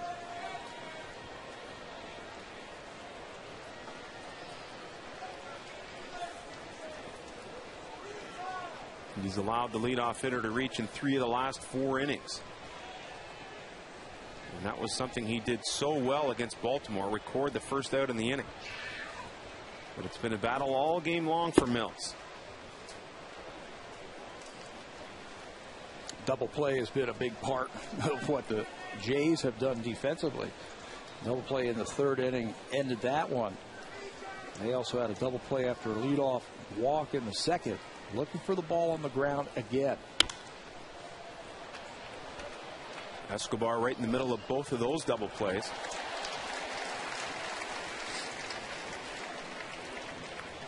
The Blue Jays now 116 double plays on the season. That's good enough for third in the American League.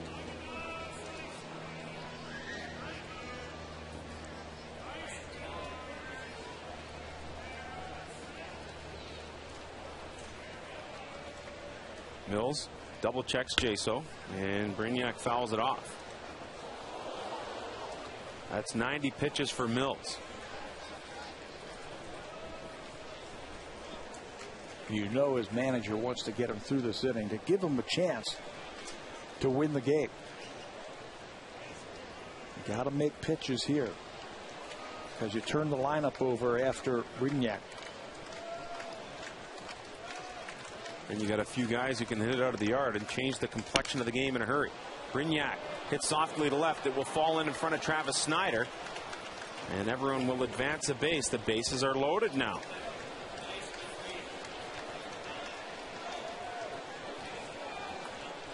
Not hit hard, and just like that, 3 base hits. Now there's double action in the bullpen. Talent should be ready. He was up last inning. Jason Frazier has just picked up a baseball and starting to get loose. This is what Tampa Bay does. No panic in their game whatsoever. Doesn't matter how far behind you are. They just have that ability to come back. They did it their last game in Tampa before they came here to Toronto. Down by 6 runs late. Yeah, and they were able to come back, hit the grand slam, Bartlett against his former team, and then things went a little awry from there. But 6-run deficit is not new to this Tampa Bay team.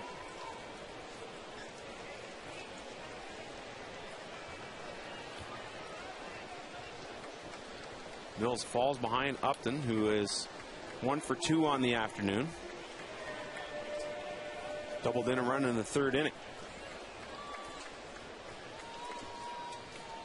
Mills working much more deliberately now. 1-0 pitch is high.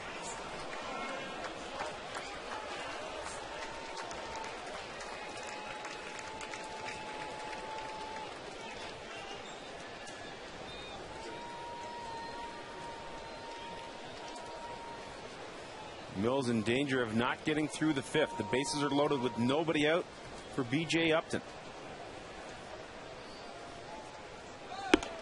And again, Mills misses high. Pat, you mentioned it from the onset of this game that in that July 28th start against Baltimore, when he missed down in the zone, but that hasn't been the case here. Yeah, he just hasn't been able to find that release point. Now he's got some serious work to do. I think if he loses Upton here, that might be his last batter. And I think with Fraser getting up, it shows Cito Gaston taking this Tampa team very seriously. 3-0 pitch in there for a strike.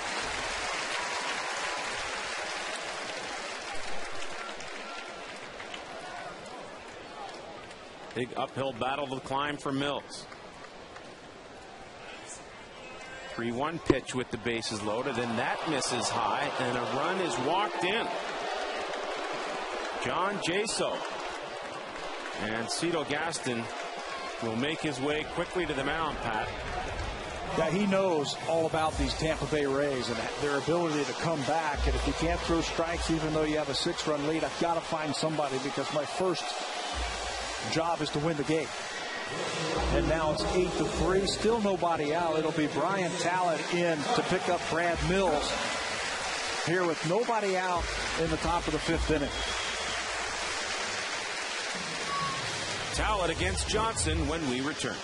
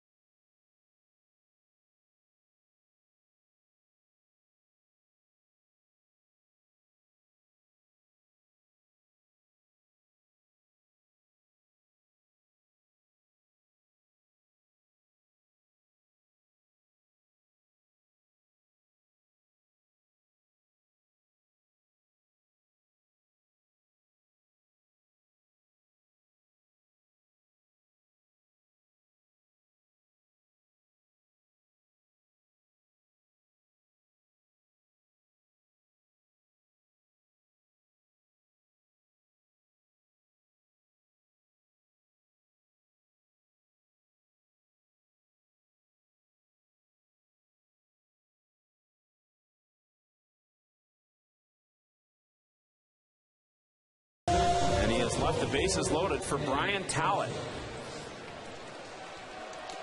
Time for the big left-hander to come in for the 20th time this year. He's also made 5 starts for the Blue Jays. There are his numbers, 1-4 with a 6.18 earned run average. Last time he pitched was in a similar situation a week ago against Cleveland. They needed some distance. He gave them 3 innings, had 3 strikeouts, a walk, a hit, and an earned run against the Tribe. And we'll see if he remains in to face more than one batter.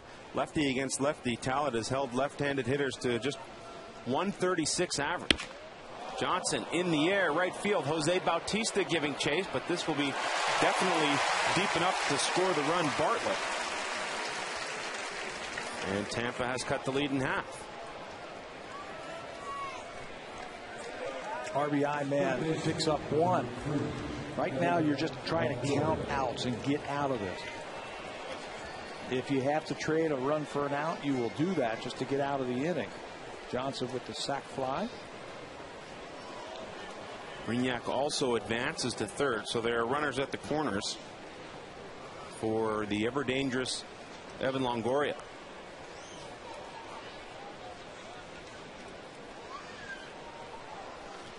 Talent checks Upton at first. Longoria on the ground to the backhand goes Escobar. He has to go across the diamond to make the play. He had no chance to get Upton. The run will score, but makes a great play from the hole at short to retire Longoria. And that's a heads-up play by Escobar. From up here, we could tell that he had no chance of getting Upton because he runs too well. The ball's in the hole, and he shows off that great strong arm. If he tries to go to second base, he doesn't get an out. Upton will be safe. Longoria will be safe, and a run would score, but he heads up, makes a great play for the second out. So the Rays have put up a 3 spot here in the 5th and now trail 8-5.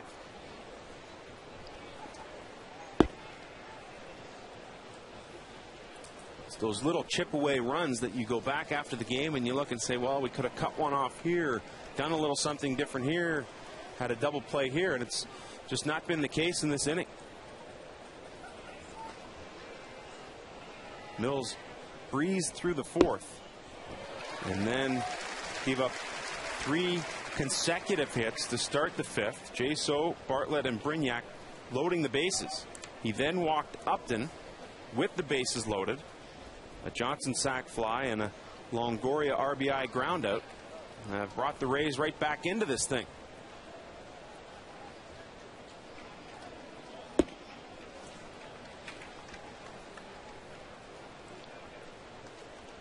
And still some work to be done with Upton's great speed and inning through the infield, and he'll have a chance to score.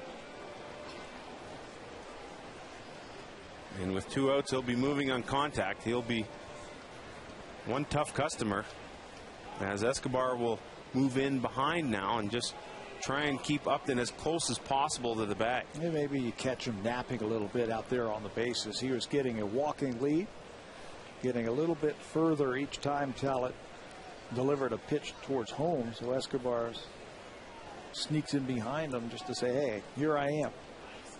He's already stolen third once in this game.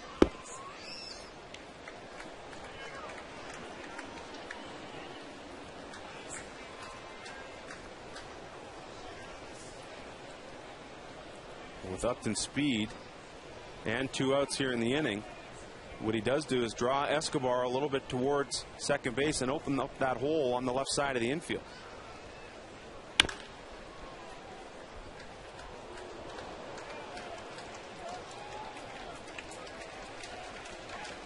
Joyce is 0 for 2 in this game. Now faced with a full count.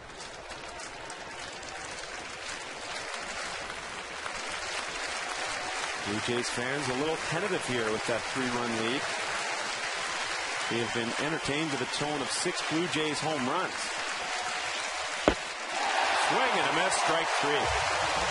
So Talent gets out of it, and the Blue Jays still have a 3-run lead intact. They have hit 6 home runs here today, and we'll hope the pitching staff can hold it down the rest of the way.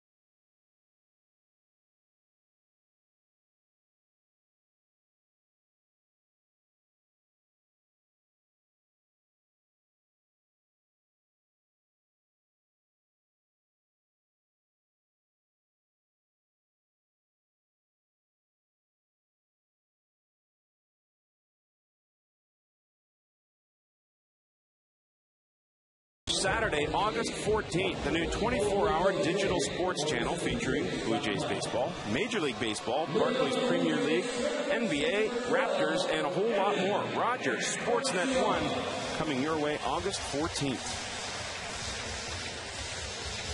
Bottom of the 5th inning, the Rays have gone to the pen for Dale Thayer, just called up yesterday from AAA Durham. Carlos Pena goes on the disabled list. And they needed some reinforcements. They needed a fresh arm because they played a lot of extra inning games, and the bullpen has had a lot of work. So Thayer comes up. He's basically a sinker slider top pitcher. Gets the ball on the ground. Facing Edwin Encarnacion, who breaks yet another bat. This one hit high into the air to the right side for the second baseman, Brignac.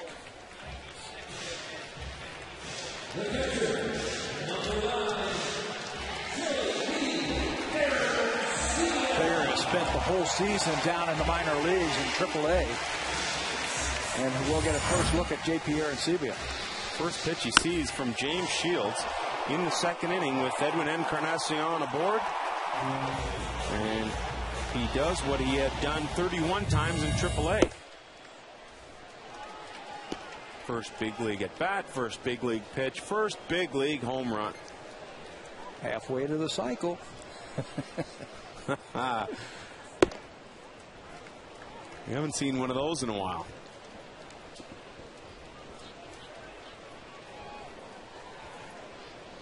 So highly touted was Arencibia.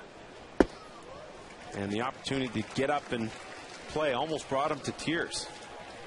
He was in Vegas getting a little afternoon cat nap when manager Dan Roan gave him the call and said, "You're not in the lineup tonight." And he said, "What do you mean I'm not in the lineup tonight?" He said, "You're going to the big leagues." Well, adds a single to that. He's 3/4 away to the cycle. What a debut for JP Arencibia.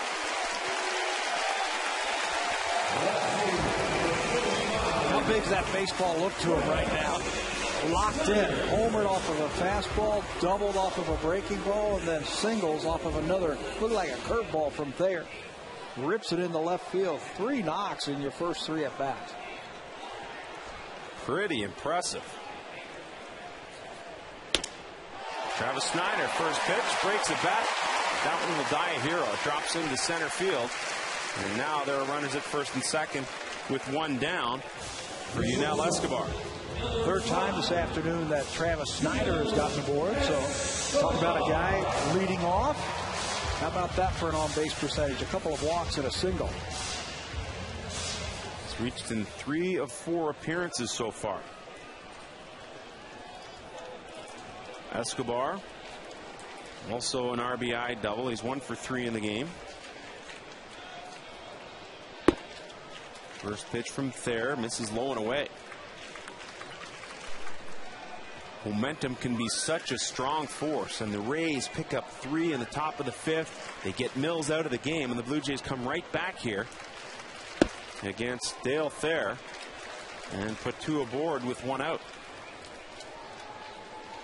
And the last thing you want to do is give that Tampa offense a chance to get right back in the dugout and back at the dish. Or even a thought that, hey, we got a chance to win this game. Step right back on that gas pedal offensively and stick a couple of more runs on the board. The Blue Jays have scored a run in every inning so far.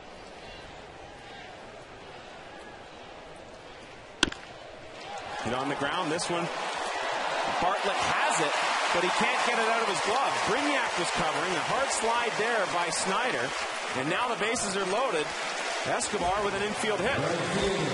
Second hit of the afternoon for Yunel Escobar. And that sets it up for the major league leader in home runs. Bartlett does a good job of keeping that ball on the infield. That ball squeaks through and it's an RBI single, but Bartlett with that good range catches it but can't get it to second base for the force out. Jim Hickey out to talk to Thayer, and fans keep watching here. The bases are loaded, and we're only a grand slam away from awarding a 60-inch Sharp Aquos Quatron TV. The colors never before seen on TV. To enter, visit hitahomerunwithsharp.ca.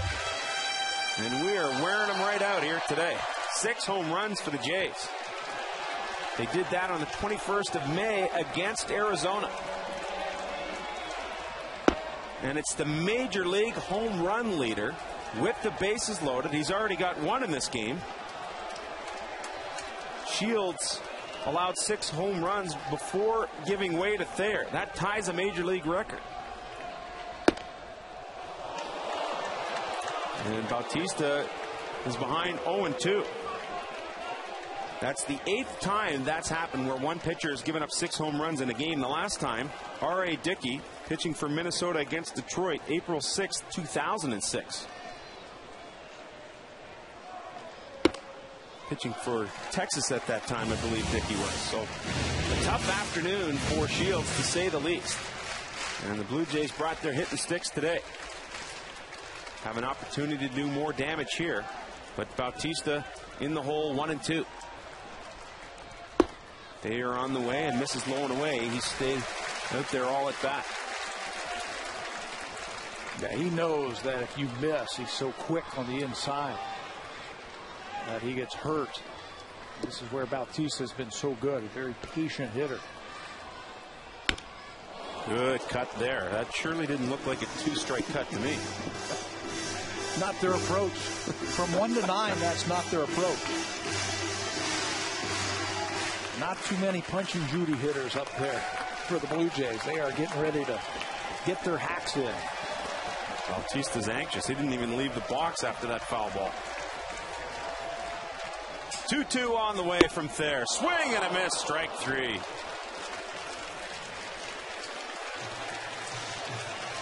Got enough juice. That fastball registering 95 miles an hour, but it's where he throws it on the outer half. That gets Jose Bautista. Blue Jays found themselves in a similar situation in the first inning. Bases loaded with nobody out.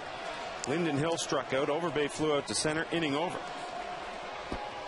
And now with the bases loaded, Thayer gets Bautista.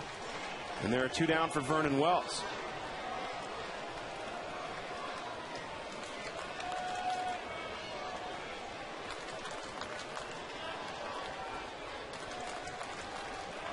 Wells and Overbay, the only 2 starters without a hit in this Blue Jays lineup.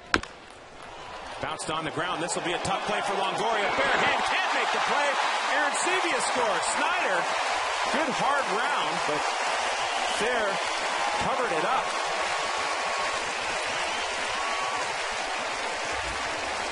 So an infield hit for Vernon Wells drives in a run. Makes up for the line drive double play. He had a second at bat in the second inning. Tops this ball with 2 outs. Longoria playing very deep. If he comes up with it, maybe he has a shot because Wells is thinking base it all the way. Longoria's got a long way to go. Tries to barehand it and throw it all in one motion, but pops out. That'll be an infield single and an RBI for Vernon Wells. Hit number 13 already for the Blue Jays this afternoon. Adam Lind with a mighty hack on his first pitch. In this season series with the Rays, the Blue Jays have won 4 of 10 games. Each of those 4 wins by 1 run. And so they have been tough to come by. Here they lead 9-5. And we are in the bottom of the 5th inning. 6 home runs for the Jays in this game. Adam Lind has had great success with the bases loaded, although that took a bit of a dip with a strikeout in the first. Trying to make amends here.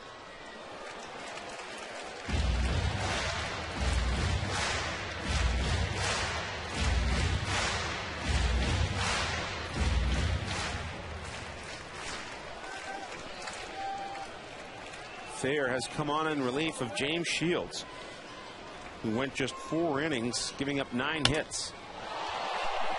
Fouled out of play to the left side.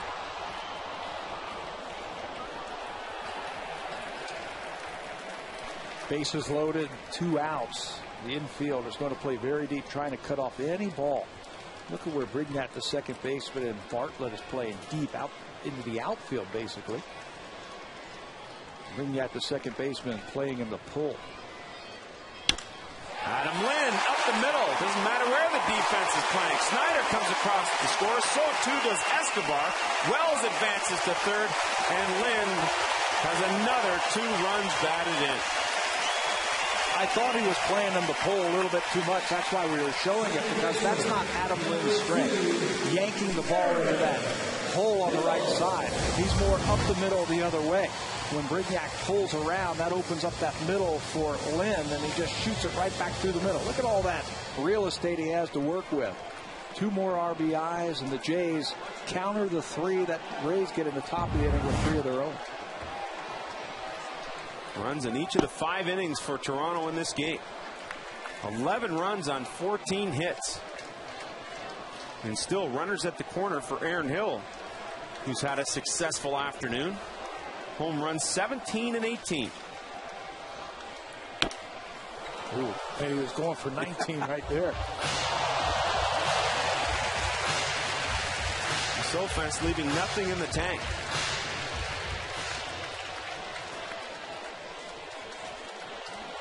Finding different ways to do it. The Blue Jays opened this series with a 2-1 win last night on 2 unearned runs. But they're earning their keep here today.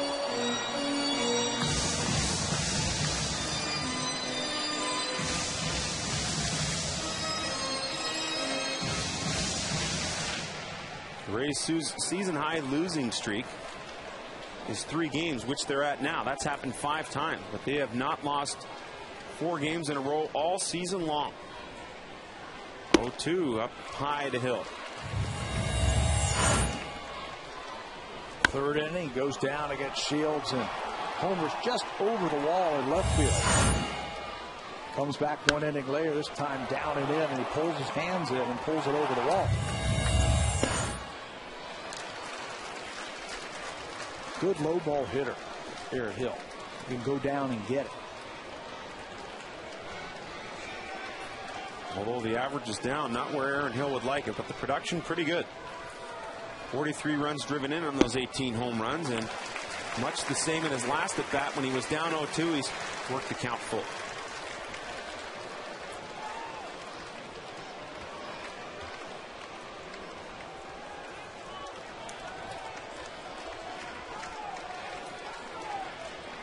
Three-two pitch on the way. Hill hits it hard past Longoria. Into left field it goes. It will make its way into the corner. Butterfield giving the wave to Adam Lind. He will score. Wells has already scored, and the Blue Jays add 2 more on an Aaron Hill 2-run scoring double. Hit number 15 this afternoon for the Blue Jays. We're only in the 5th inning.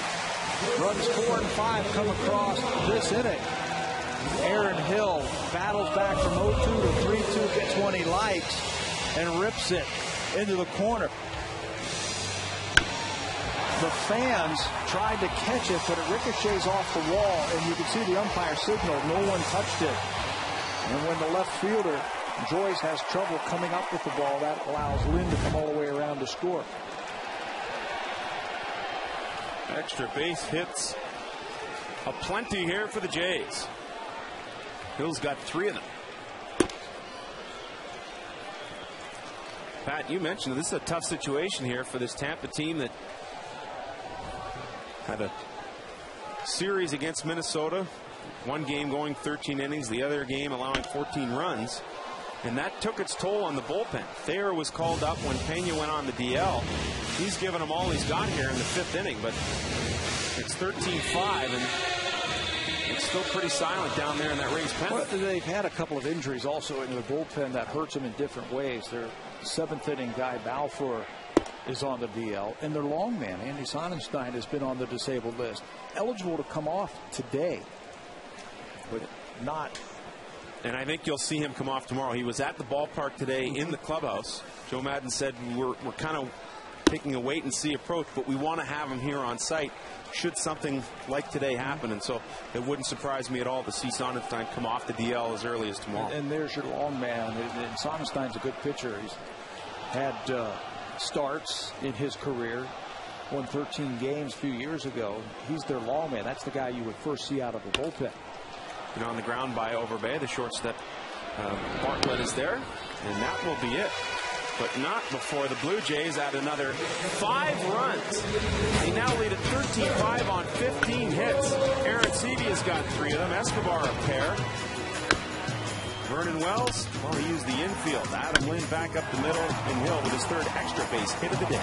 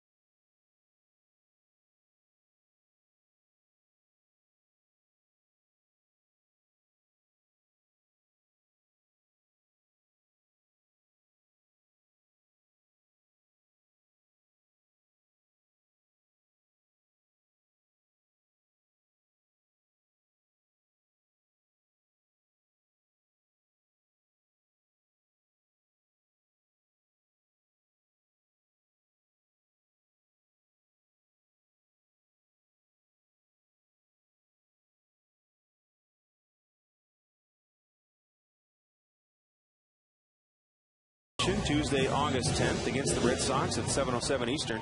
Interact with the Blue Jays and our Sportsnet broadcast team throughout the game. Great prizes to be won. First pitch, autograph, merchandise, T-shirts. Send us your questions. Twitter.com/Blue Jays. BlueJays.com, 416-341-1234, or most Rogers Plus locations for tickets to Blackberry Tweeting Tuesdays and any other Jays game. Top of the 6th inning, Willie Ibar leads it off for Tampa. The Rays trail by 8. And Brian Talbot out there in his 2nd inning of work. He came in to relieve Brad Mills. Induced a sac fly, a ground out to short, and a strikeout.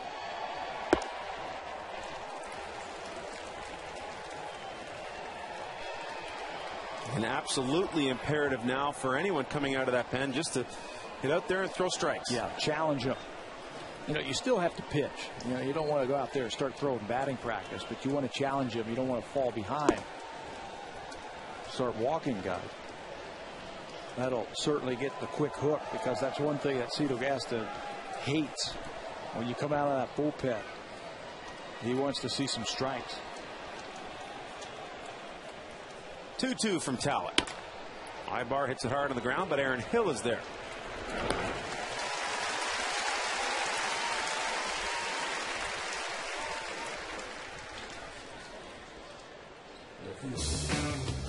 You could win an all-new Honda CRZ and other great prizes when you vote for the Honda Play of the Month.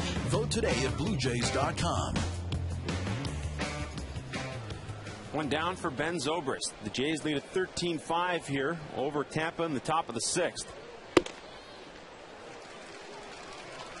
Great day for baseball, where the fans here at the Rogers Center have been highly entertained by the high-powered bats of the Toronto Blue Jays.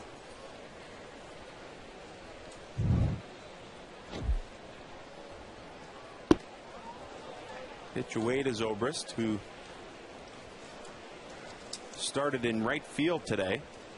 Came up as a shortstop, and that's the position he prefers to play.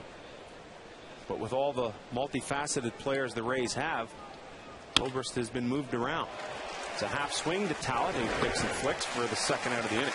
It's nice to have a guy like that, where Joe Maddon has said that he will play first base when left-handed starters are pitching against the Rays, and he'll play the outfield when a right-hander.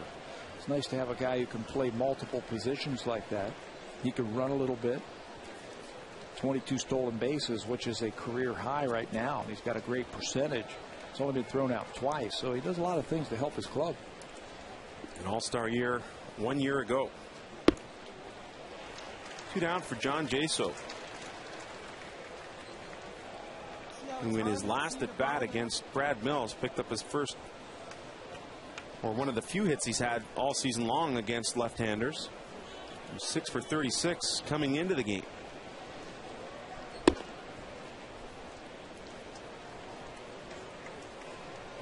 And we talked at the top of the broadcast how Maddon wanted to throw left-handed hitters at the left-handed throwing Mills because he felt that that might take his changeup away. It did.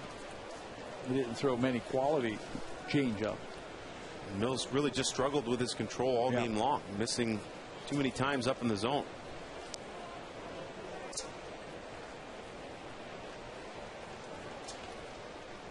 One to Jaso, in there for a strike. He likes to work the count, John Jaso. His on base percentage at .385. A catcher. He's also batted leadoff this year for the Tampa Bay Rays. First time a catcher in their history has ever hit leadoff. Breaking ball from Talbot misses away, and now the count's full.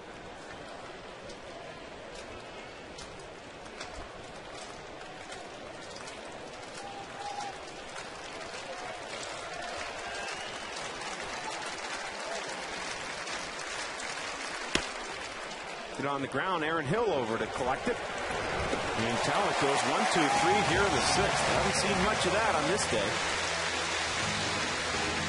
But a beautiful day in Toronto. The Canoes are out, and so are the Jays bats.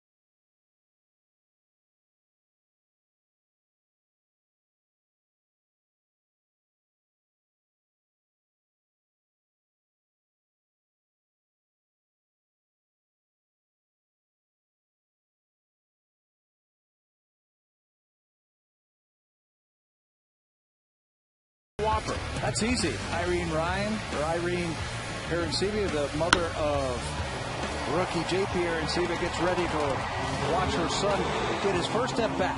Home run on the first pitch he sees. High fives all around, and hope the pitcher took out. Came out okay. Visit BlueJays.com/Burger King to register for a chance to win prizes with the Burger King Superfan Contest.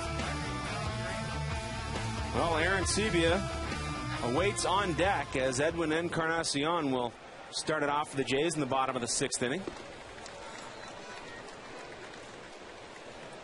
Encarnacion has had a nice day as well. He's 2 for 3. He scored a couple of runs. He's hit his 12th home run of the year. And it's Thayer back out there to try and eat up some innings for Joe Madden.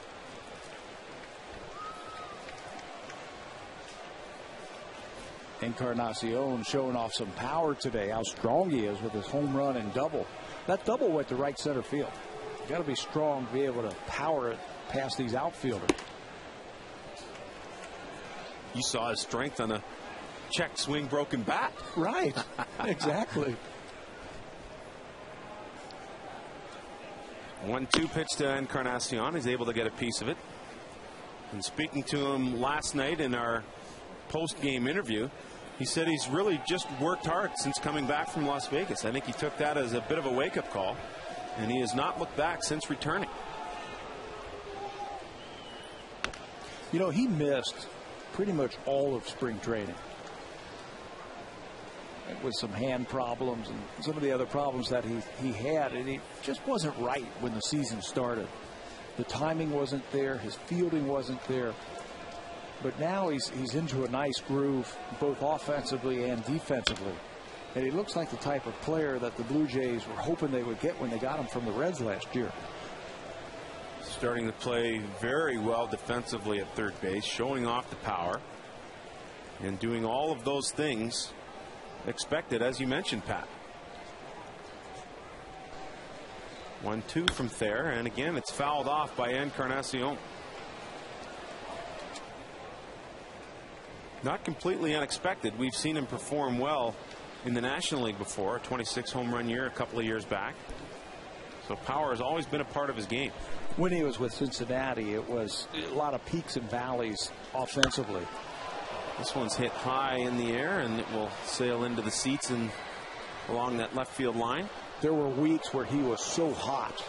He'd hit tons and tons of home runs, and then another time where he couldn't even buy a hit. The whole key to being a good major leaguer and to stick around is consistency. Just be consistent day in and day out so you don't have those high peaks and valleys. Hit hard to short. And it's Bartlett across the diamond for the first out of the inning. Encarnacion retired for just the second time today. And Here comes J.P. Arencibia. He is 3 for 3 in his major league debut. A triple short of the cycle. And the fans here in Toronto have heard about him. They now love him. It didn't take long.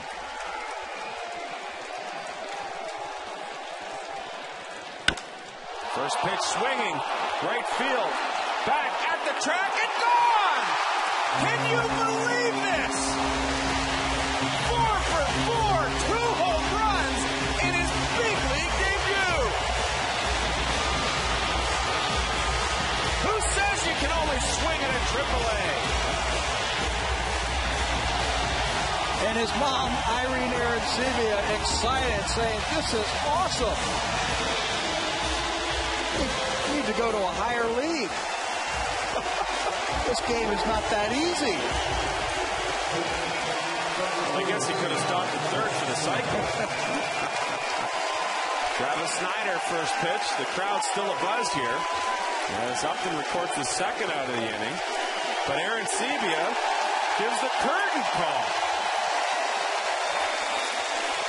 You don't see much of that around here.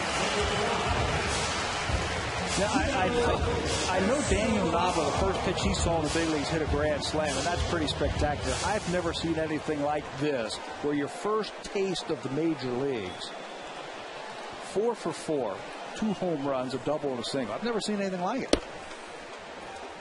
You know what the weird part is? He's going to have another shot at it. We'll have probably a day off tomorrow. No, I was thinking that as he was coming around third. Yeah. I was like, you can't take him out of the lineup now. You can't.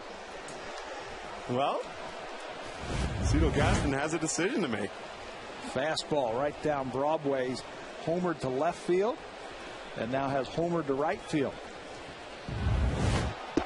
That is just spectacular. It's almost as if you're speechless up here watching J.P. Arencibia in his big league debut. Well, the way he's swinging it today, he fits right in with this crowd.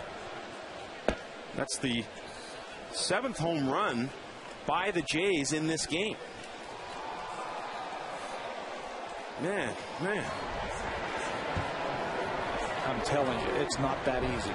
But whatever you're doing, just keep doing it. Don't wake up. No. This crowd is abuzz. That was the 16th hit of the game.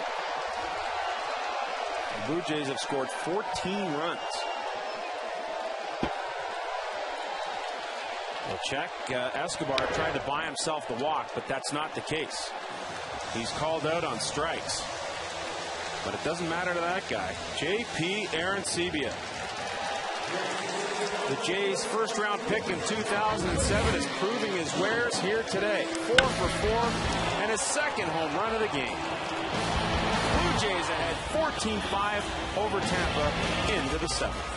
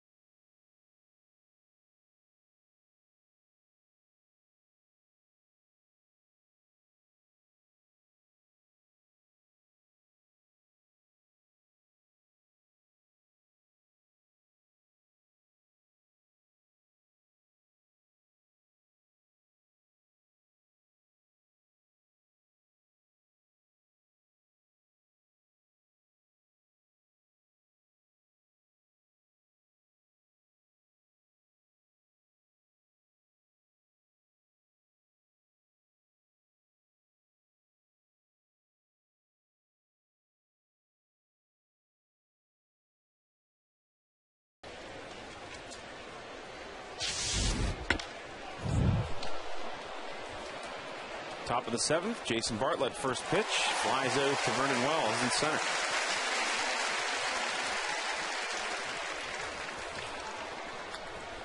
Well, Arencibia's home run is second of the game. It's just the third time the Blue Jays have ever hit 7 home runs in a game in franchise history dating back to 1977, and this guy's a huge part of it. A couple of home runs by Arencibia, a couple by Hill. I know about the 10 home run game against the Baltimore Orioles.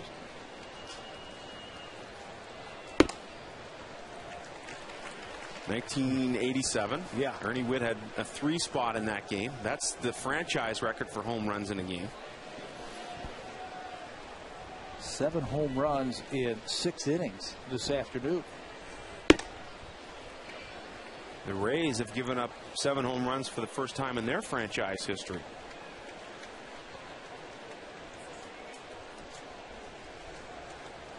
Home runs flying out of this Rogers Center for the Blue Jays at a record pace. Brignac pops it up.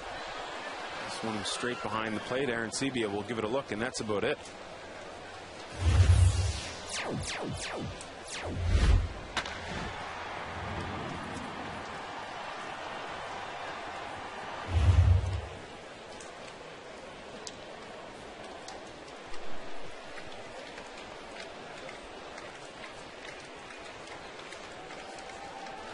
Time is called. We got a little something out of the warning track in center field.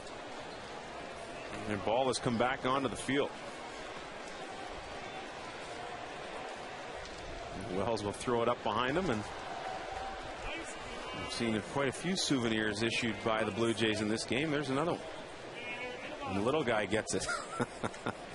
That might stop him from crying. Brian Talbot to Reed Brignac. Swing and a miss, strike 3.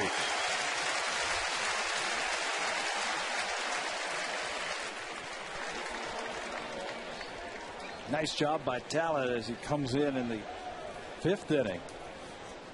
Gave up a sacrifice fly, a ground out, a strikeout, and now his second strikeout of the afternoon. He's retired all 8 batters that he has faced today. So Joe Madden goes to his bench for Sean Rodriguez. Give BJ Upton the rest of the day off. Rodriguez has hit well here at the Rogers Center, but his first pitch is hit on the ground, and Encarnacion has it go in and out of his glove.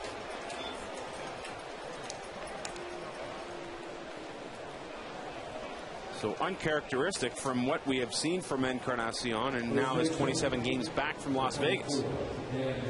He committed an error the first game of the second half, but had played errorless ball until that play right there. He's played a great third base. Made all the plays. Going in, going to his left, the line drives, diving, making the throws. That time a little careless on that hopper by Rodriguez. Rodriguez aboard for Dan Johnson. He's driven in a couple here today.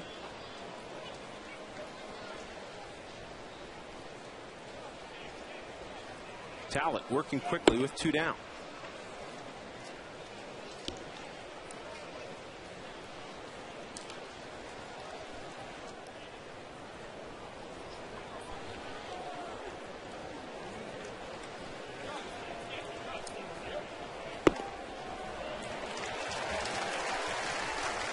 Looks at that offering from Talbot.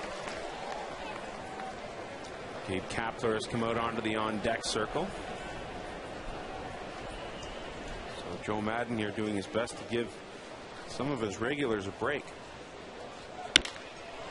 Hit hard in the air by Johnson. Right field, back at the track and gone. Home run, Dan Johnson. His first of 2010 brings home Rodriguez. And it's now a 14-7 lead for the Jays. What a nice afternoon for Johnson. Came up and got a big home run for the Rays last year. This time, third time that he is on. Fastball belt high. Drives in his 3rd run of the afternoon. with Rodriguez aboard. A 2-run shot for Johnson. And that air looms a little larger now by Encarnacion with 2 out, allowing Rodriguez aboard. But the Jays still hold a 14-7 edge. Gabe Kapler now comes in off the bench to pinch hit for Evan Longoria. Longoria leaves the game 0 for 3 with 1 run batted in.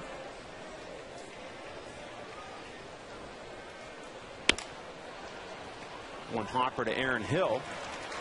And that will be it. But the Rays add 2 more. And now trail the Blue Jays by 7. And we move into the bottom of the 7th inning here at the Rogers Center.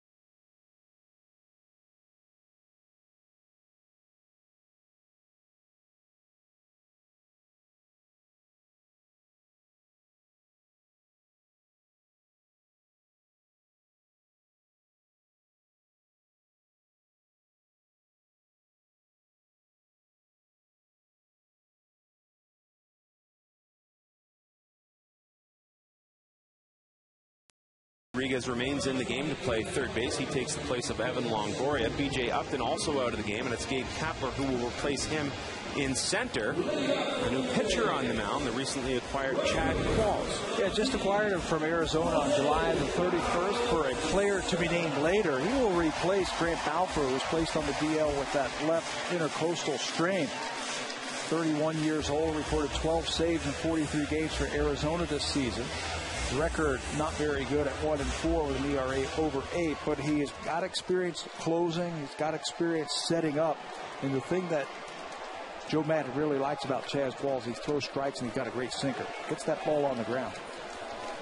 An element they will truly use as this season goes on out of the pen. Qualls facing Bautista.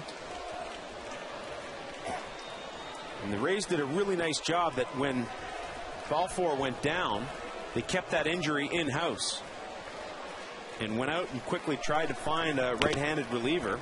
They did so in Qualls and then released the information about the injury so that the asking price wouldn't go up too high.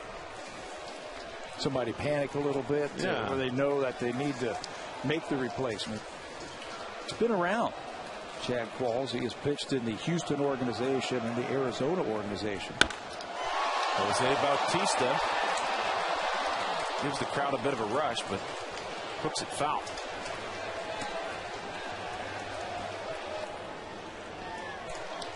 Nice. Yep, they are on the pass list. From Cincinnati. You don't see too many of those jerseys around, do you? Oh, it looks good. All my kids, they Cleveland, go down you there. do. Yeah, in Cleveland. Yeah, you're huge in Cleveland. They go down there and they get so many foul balls during the game. Bautista got him one right there.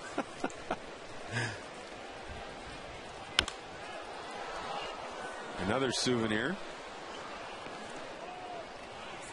Qualls is familiar to pitching coach Jim Hickey, who the two were together with the Astros going back to 04 and 05, the run to the World Series. They really like his arm and feel that a knee injury has kind of held him back a little this year and has inflated his numbers.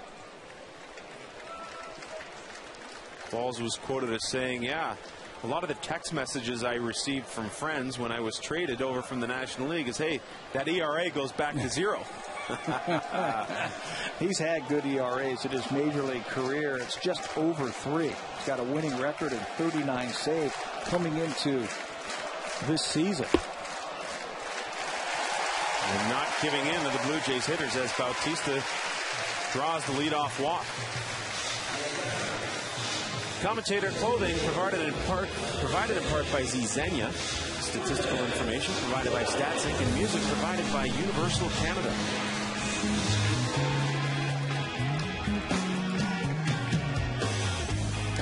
Quite an afternoon here at the Rogers Center. The Blue Jays have pounded out 16 hits, have scored 14 runs. For the third time in franchise history, have hit 7 home runs in a game. And still some game to be played.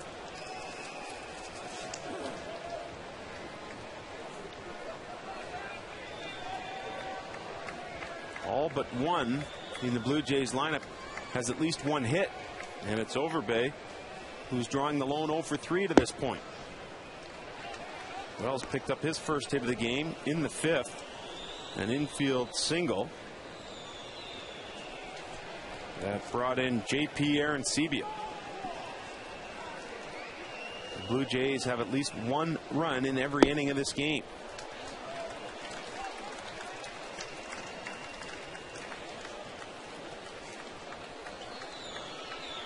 The Rays hoping that a James Shields start would pull them out of a 3-game losing streak, but it was not to be for Shields on this day. Big cut there from Wells. Well, you just have to look at the first 4 batters of the game for James Shields. He walks 3 of them, and that's not his game. He usually has great command, great control, but you could tell something was off in the first inning. Seemingly all game long had trouble getting on the same page with catcher John Jaso, and when it was all said and done, it was 4 innings, 9 hits, 8 earned runs allowed.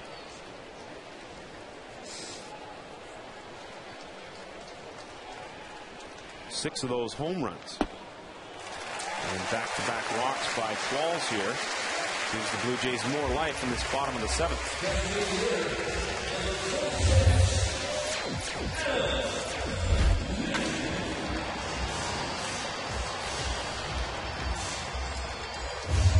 Adam Lynn looks like he's starting to come around a little bit more. 2-run single his last time up and a long home run back in the 3rd inning.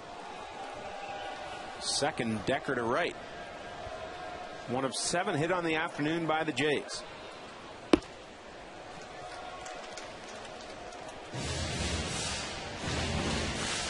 And we'll see if Qualls can exhibit the quality that Joe Madden was looking for when the Rays acquired him.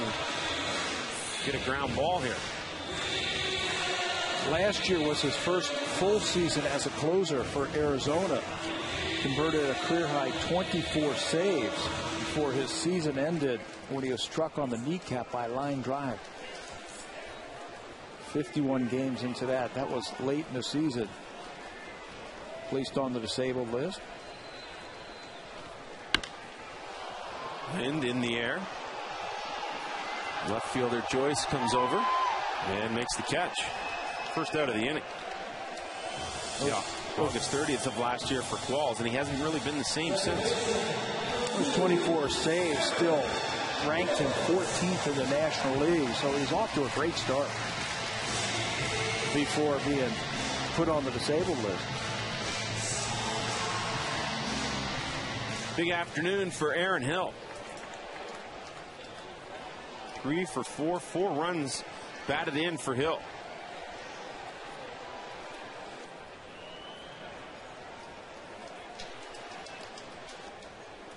Bautista at second. It's Wells at first for Hill, who looks at ball 1 from Qualls.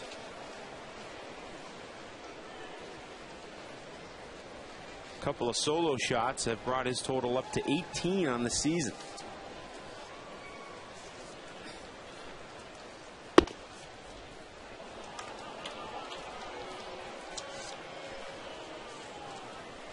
Didn't start out as a good day for Hill, who struck out with the bases loaded in the first, but he made amends in short order. Didn't take him long, did it? Solo shots in the third and fourth innings of this game. This one is hit on the ground.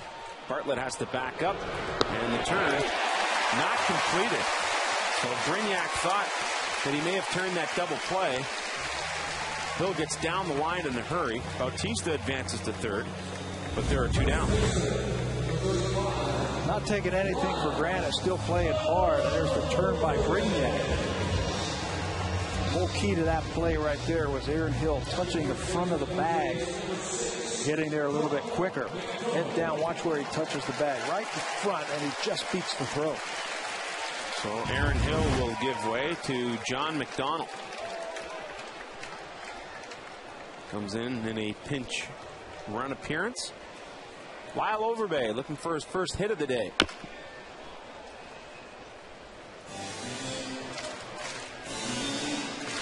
The lone Jay starter without a hit.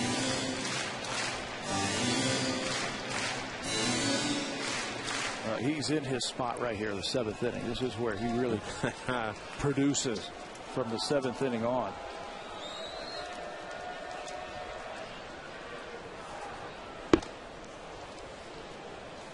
Going back in the history of this Blue Jays franchise, a couple of things have happened here today. The 7 home runs, that's just the third time.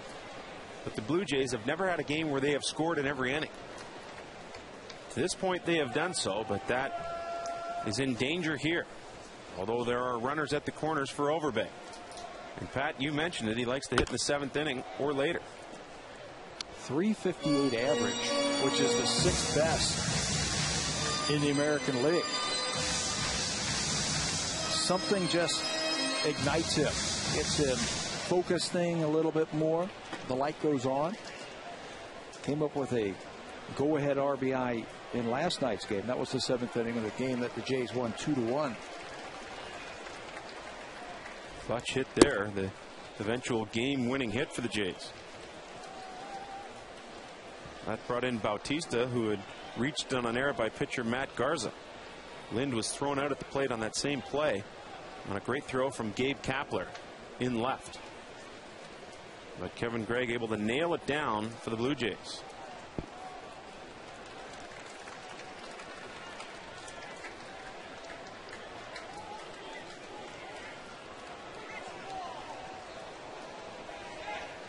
We've mentioned it a few times that wins against the Rays have been very tough to come by the last couple of years. Even when they do win, they're always great games. They're one-run games. A little distance here between the Jays and the Rays in this one.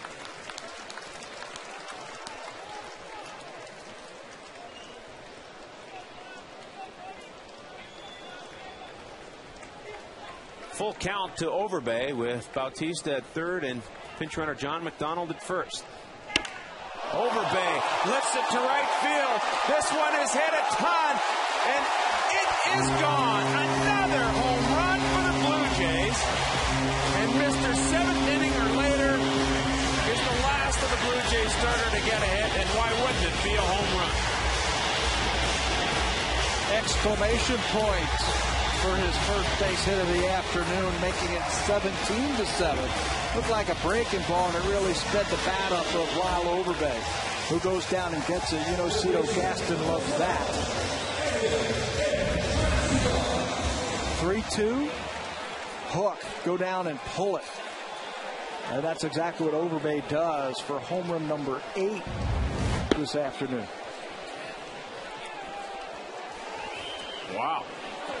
17-7 for the Blue Jays, and they have scored a run in every inning of this game. 17 runs on 17 hits. Some kind of offensive outburst. Overbay with his 13th of the year. Give him 45 runs batted in the season.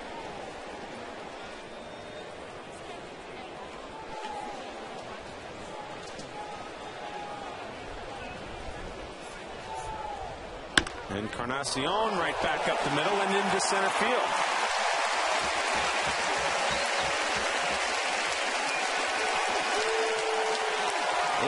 22 in the game.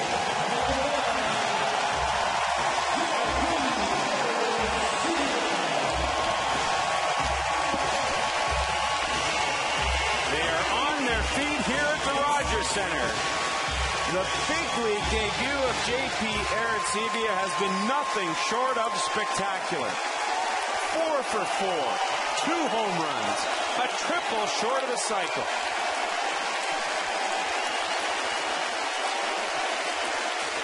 Walls deals and misses away.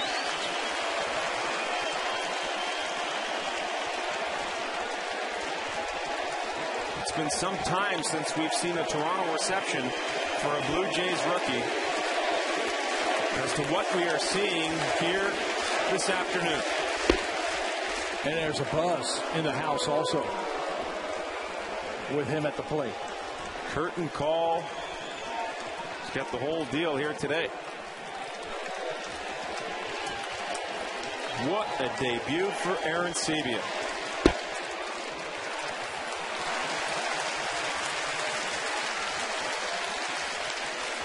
.31 home runs with the Las Vegas 51s. 2 here at his big league debut. 2-1.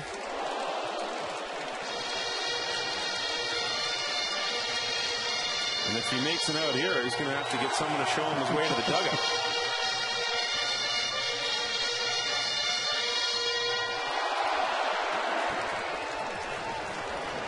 Great reception from all of his teammates when called up. Had a chance to watch his first game yesterday. Good swing there from Arencibia. Cito Gaston likes Jose Molina to catch Brandon Morrow, tomorrow's starter. But he's got to be in a bit of a quandary now. Yeah, what do you do? He did mention yesterday that at some point we have to break that duo up. I don't know, maybe no time is better than tomorrow. Arencibia, right field. Zobrist is over at the line and in foul territory, comes up with it. The first out he's made here in the big leagues. Turn left, that's the way to the dugout. The Blue Jays have scored in every inning of this game, have added 3 more and now lead at 17-7 over the Rays.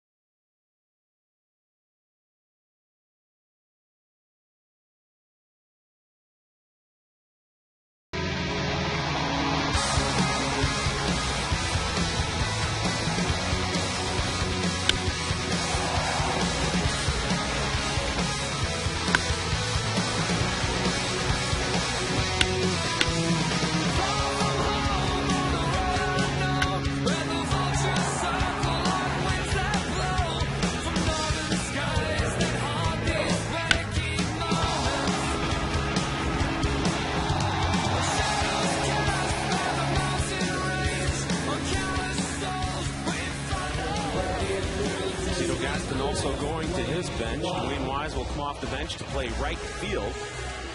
John McDonald, who entered the game as a pinch runner in the bottom of the 7th, remains in the game to play second base. Jose Bautista's afternoon is over.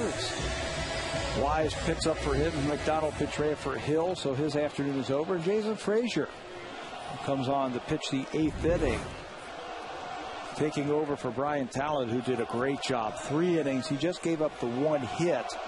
A couple of runs. He gave up the home run. They were not earned runs after the error by the third baseman. A good job for him and Frazier now to finish it off.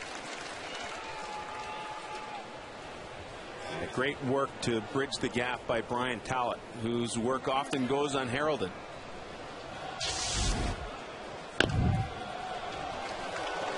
But he's played a big role in this one, and so too has the Jays rookie catcher J.P. Arencibia. Retired in the bottom of the 7th for the first time in this game. A 4-for-4 debut that includes 2 home runs and a double.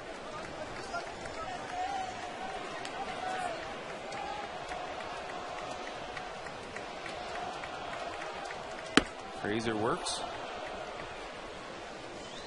Up and in to Matt Joyce.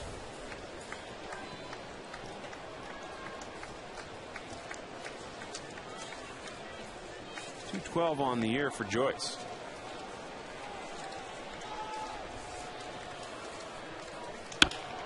This one hit down the line over Bay with a underhanded flip to Frazier for the first out.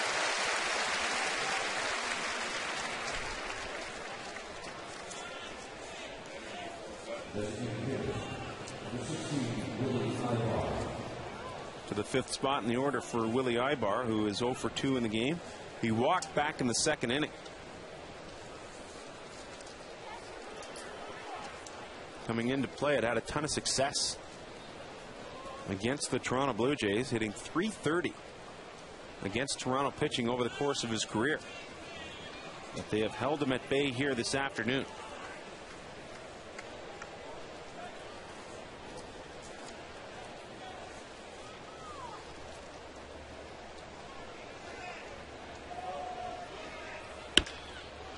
Ibar lifts it in the air to left. Escobar, the shortstop, out. Snyder, the left fielder, in. And it'll be Snyder to make the catch. Well, we talked in the opening about the power that the Blue Jays have, especially here at home. They now have 99 home runs here at the Rogers Center this year, by far the most in the American League. Chicago White Sox distant by 80. Up by 19, they have to hit 80. What is it with the Blue Jays hitting home runs here? Yeah, maybe, I mean, we talked all the things about the ballpark, Pat, but I think you said it best. Let's not forget. Let's give the guys out in the field a little bit of credit for being able to swing the bat and take the approach that Dwayne Murphy and Cito Gaston have tried to instill and bring it out there on a daily basis. Yeah, there are times when they failed and manufacturing runs has been tough. But when the home run is evident, the Blue Jays seem to find plenty of success. You know, and I also like the 2-strike home runs. We've seen that today. Aaron Hill's had a couple of those. Lyle Overbay, same way. So it's their approach at the plate that it doesn't change even though they have 2 strikes. And so often you'll see hitters just back off and try and soft serve one the other way. That's not been the case with this Blue Jays team. And at times pitchers think that they can get away with getting something across with 2 strikes, and Blue Jays hitters, no. Or go for the strikeout. They go for the strikeout with 2 strikes and make a mistake, and they haven't missed them.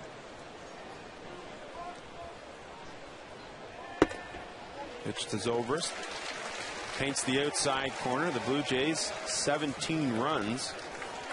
The most here in a game in 2010. They had 16th back on the 14th of May against Texas. Can also throw up the hits too.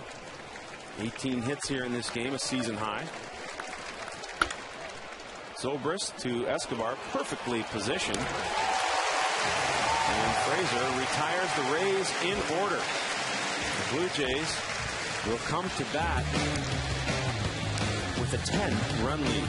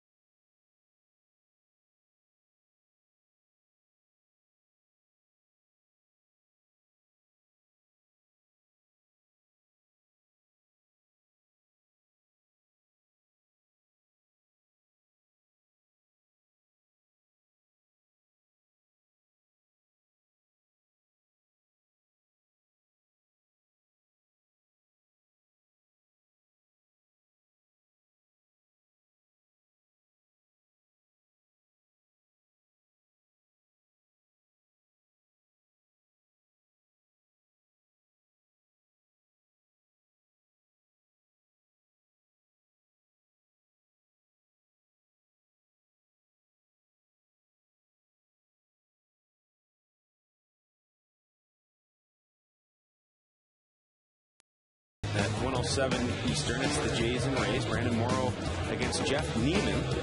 416-341-1234. For tickets, coverage of that game here on Sportsnet beginning at 12:30 Eastern, 9:30 Pacific. It'll be Brandon Morrow against Jeff Neiman in what is expected to be a good pitcher's duel.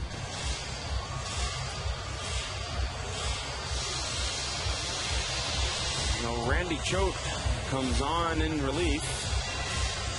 Becomes the 4th pitcher for the Rays this afternoon. Choate is the lefty specialist for Joe Madden. They only have one left-hander down in that bullpen. Getting some work here. He last worked on Thursday when he threw a season-high 2 innings. So interesting here, you see 55 games that he has come in and just 28 in the 3rd innings. Definition of a lefty specialist. Left-hander is hitting a .183 against him. So he'll get the first batter he faces, and that'll be Travis Snyder. Good opportunity for Snyder to go lefty versus lefty. He's had a successful day here in the leadoff spot. Over 24,000 here in attendance to witness a 2010 high performance of 18 hits and 17 runs for the Blue Jays.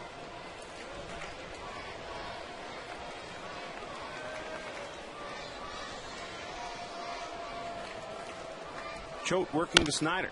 Right back up the middle and over the head of Choate and into center field. Travis Snyder has reached again. 4 times this afternoon, the leadoff hitter reaches base. Snyder, that's his 2nd base hit. And that'll jump that on-base percentage up. Cito Gaston just finding ways to plug in players wherever he can. He vowed that when Snyder came back up from AA, that he would use a rotation of players. And he has kept true to his word to this point. Rotating players from left field. You can throw center field in there also if they want to put Fred Lewis out there and give Vernon Wells a chance to DH or a day off. Right field, 3rd base, and the DH spot. So 6 players for 5 positions. And I guess so far so good. Fred Lewis with the day off today will probably be back in there tomorrow. Same thing for Escobar, up the middle and into center field. Snyder stops at 2nd. And Escobar has his 3rd hit of the day.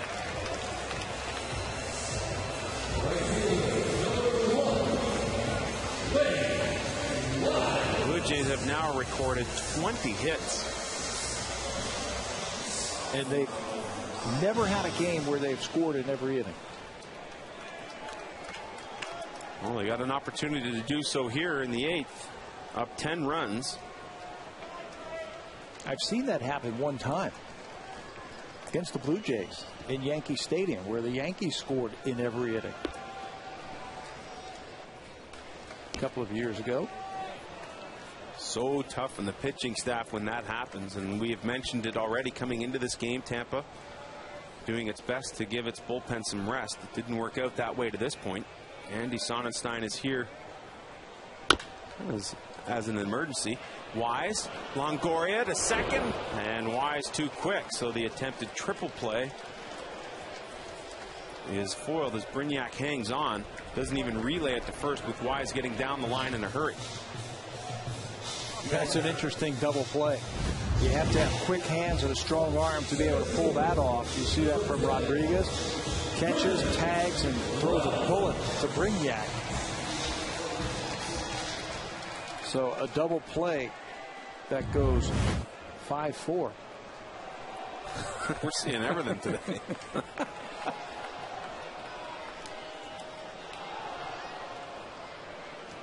Vernon Wells, first pitch swing, has already got an infield hit of similar variety, but Choate comes off the mound to retire him. And the help of the double play, for the first time in this game, the Blue Jays are held off the scoreboard.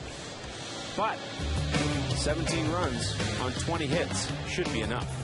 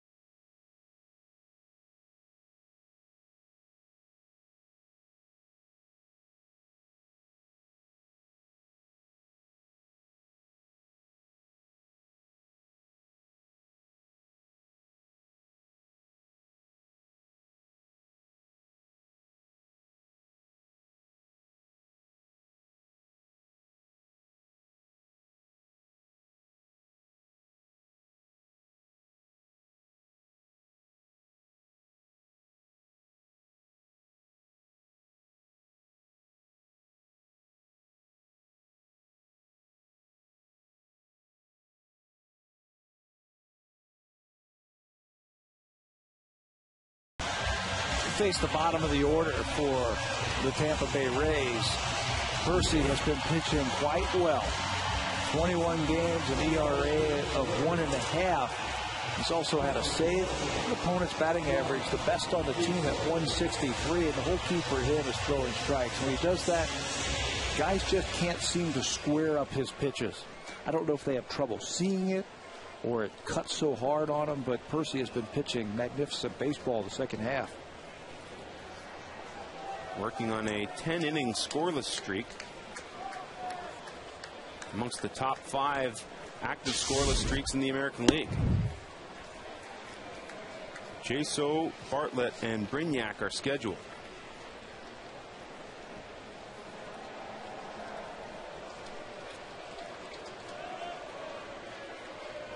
One 0 to Jaso. Mighty hack there from the Rays catcher.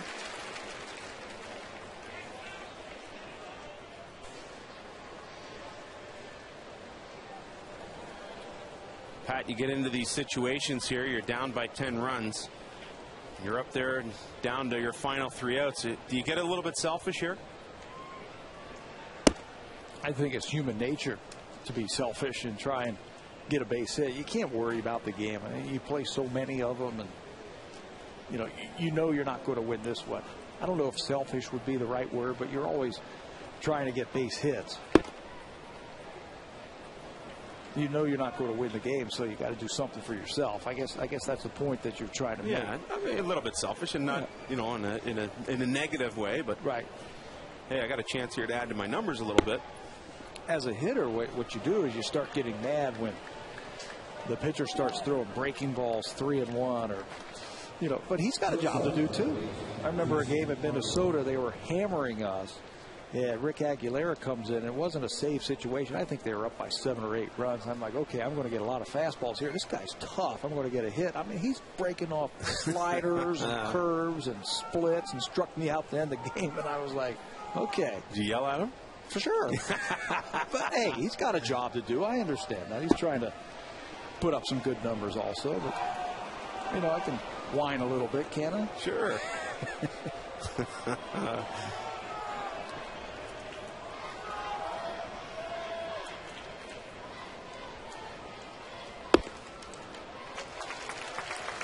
Jason Bartlett with Jaso aboard.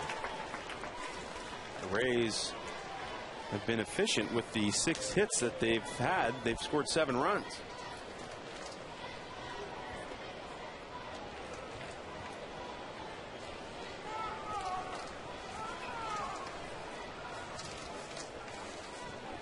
So if there is a bright spot for the Rays, the fact of the matter coming into this game, they've had trouble picking up hits and trouble scoring runs. There's another hit to add to the total. Jaso will hold up at third, and Bartlett has a double. 7th hit of the game for Tampa.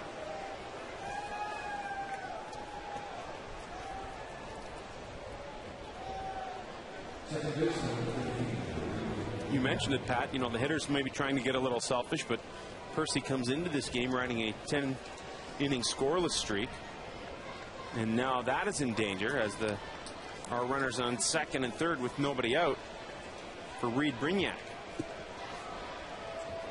Great batting average against lefties, hitting this 148.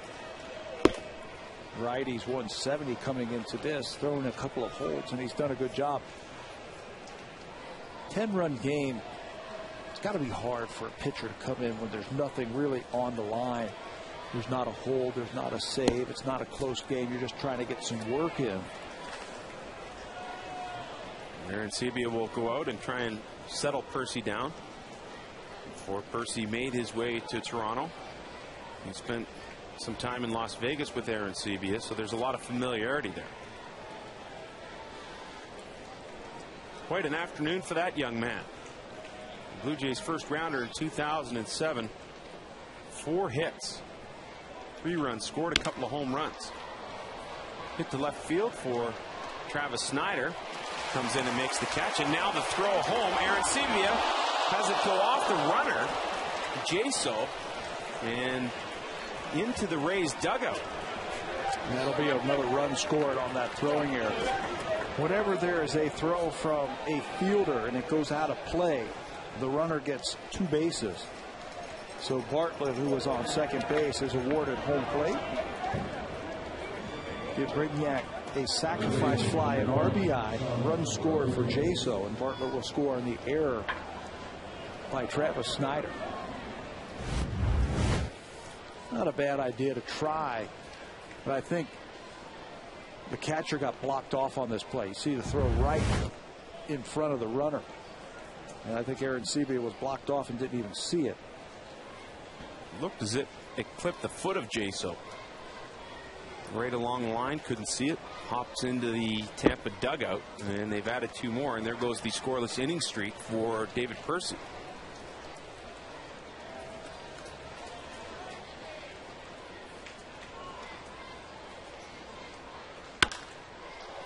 Rodriguez now into left field, a 1-hopper to Snyder, and the inning continues for Tampa.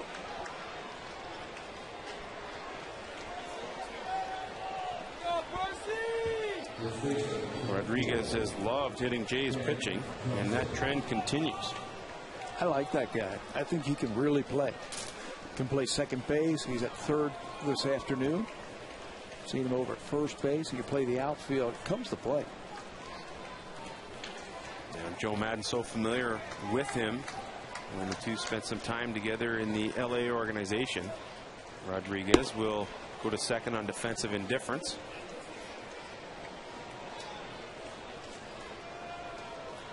Johnson hit his first home run of 2010 in the 7th.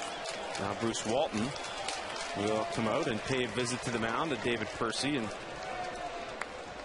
say, hey, we still have some work to do here.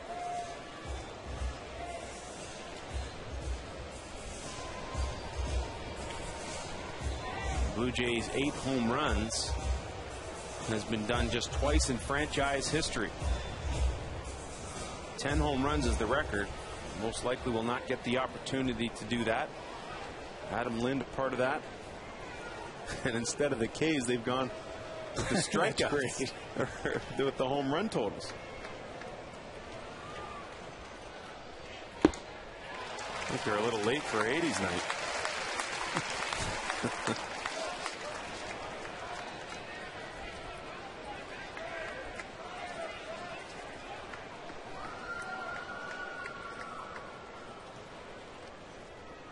Johnson awaits the 1-1. It's in there for a strike.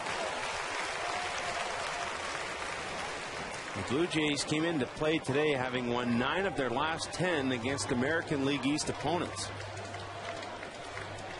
Took 2 out of 3 in New York. Won the first game of this series.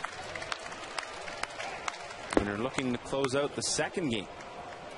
12-0 record in the division against the Baltimore Orioles. And trying to stop that streak we were talking about earlier. The series losses, consecutive series losses to Tampa. It goes all the way back to 2008, the last time the Blue Jays won a series against the Rays. A win here today will secure the series win.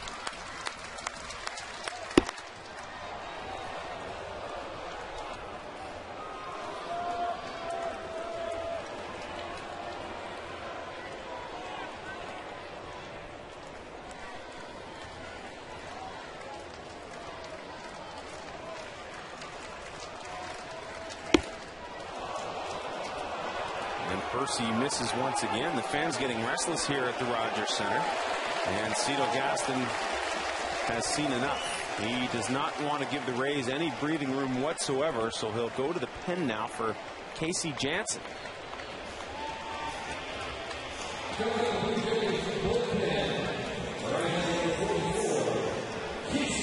Cito Gaston takes the ball from Percy. Janssen will try and close it out next.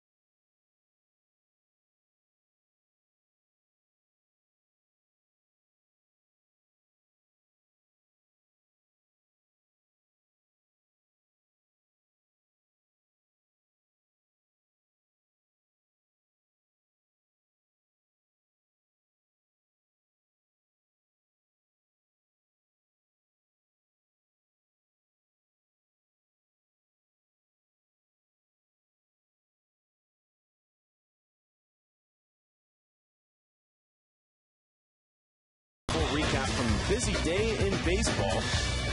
Get connected right after the game. Cito Gaston goes to the pen. David Percy is pulled in favor of Casey Janssen. So Casey, 3 days ago in New York, he pitched an inning, gave up just a scratch hit. His first batter efficiency is very good. There are his numbers: 4-0 with a 3.99 earned run average. First batter efficiency, 26 of 39 for Janssen. A couple of runners on here and just one out in the top of the ninth inning.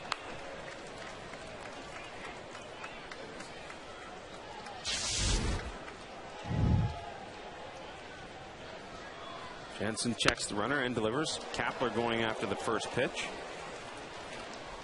Mark Carlson is the home plate umpire here,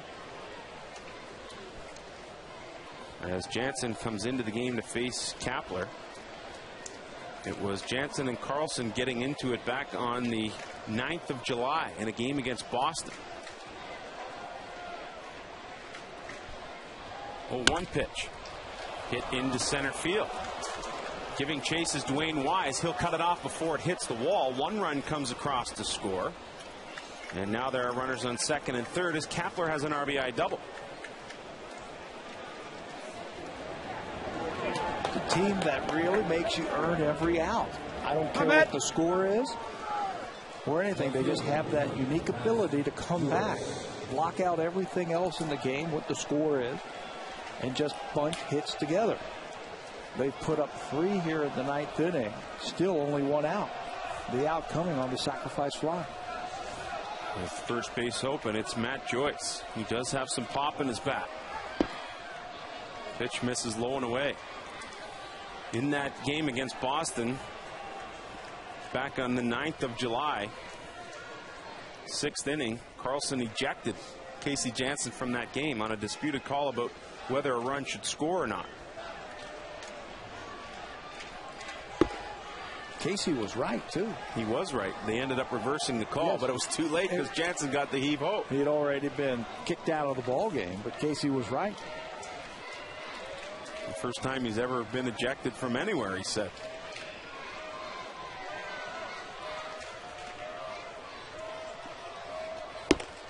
Works high. He has fallen behind Joyce 3-0.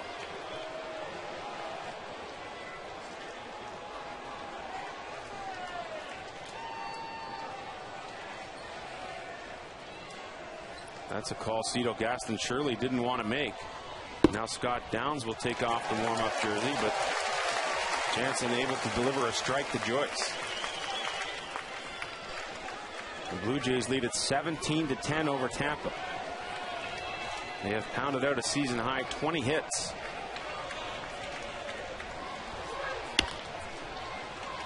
Yanked down the right side and foul.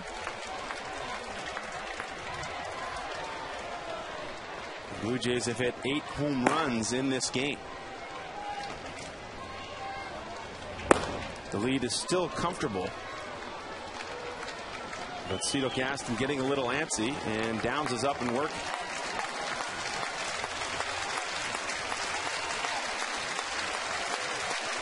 Full count pitch from Janssen, and Joyce able to get a piece.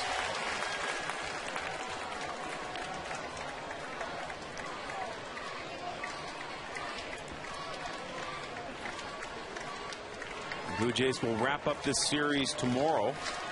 107 first pitch. Coverage here on Sportsnet begins at 12:30 Eastern, 9:30 Pacific. And then have an off day before welcoming in Boston. And Janssen delivers the walk, and now the bases are loaded. You can see Cito. He doesn't like that type of lead. Nothing a manager can do right there except hope they throw it over the plate. Bases loaded, still just 1 out.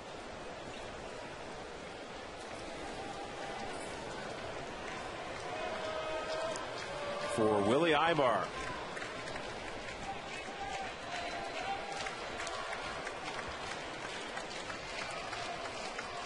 Jansen comes to the set with 1 out in the inning and finds the outside corner for strike 1. Ibar 0 for 3 in the afternoon.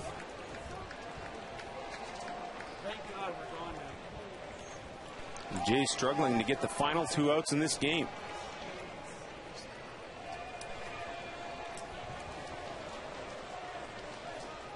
David Percy started the inning, but he didn't last long.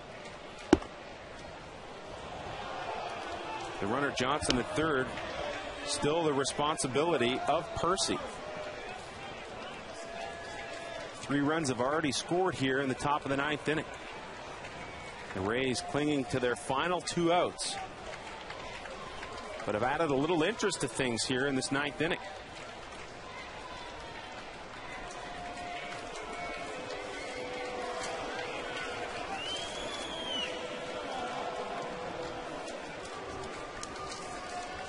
Long look in from Jansen. Bases loaded, 1-1 count to Ibar. Goes inside on him, and Ibar can't connect. Yeah, it helps out a little bit by swinging at a ball. That'll certainly help. Now Jansen can do a couple of different things to him.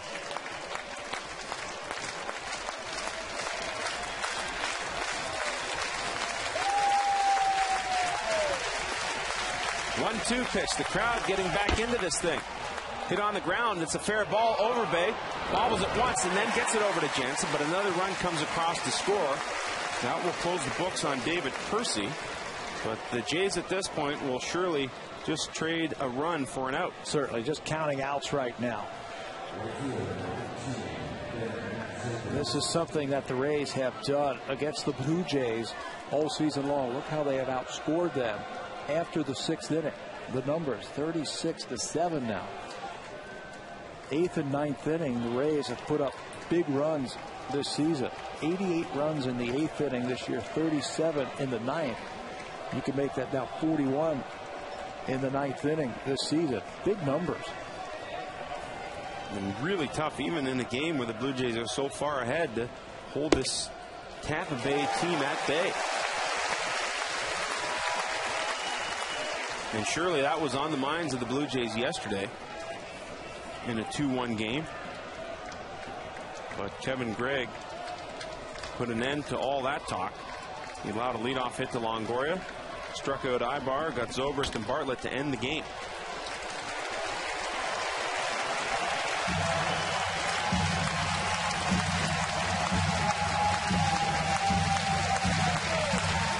Zobrist is 0 for 4 and finds himself behind in the count 0-2.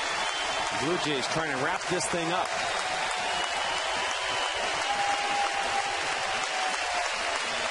The 0-2 pitch chopped away by Zobrist.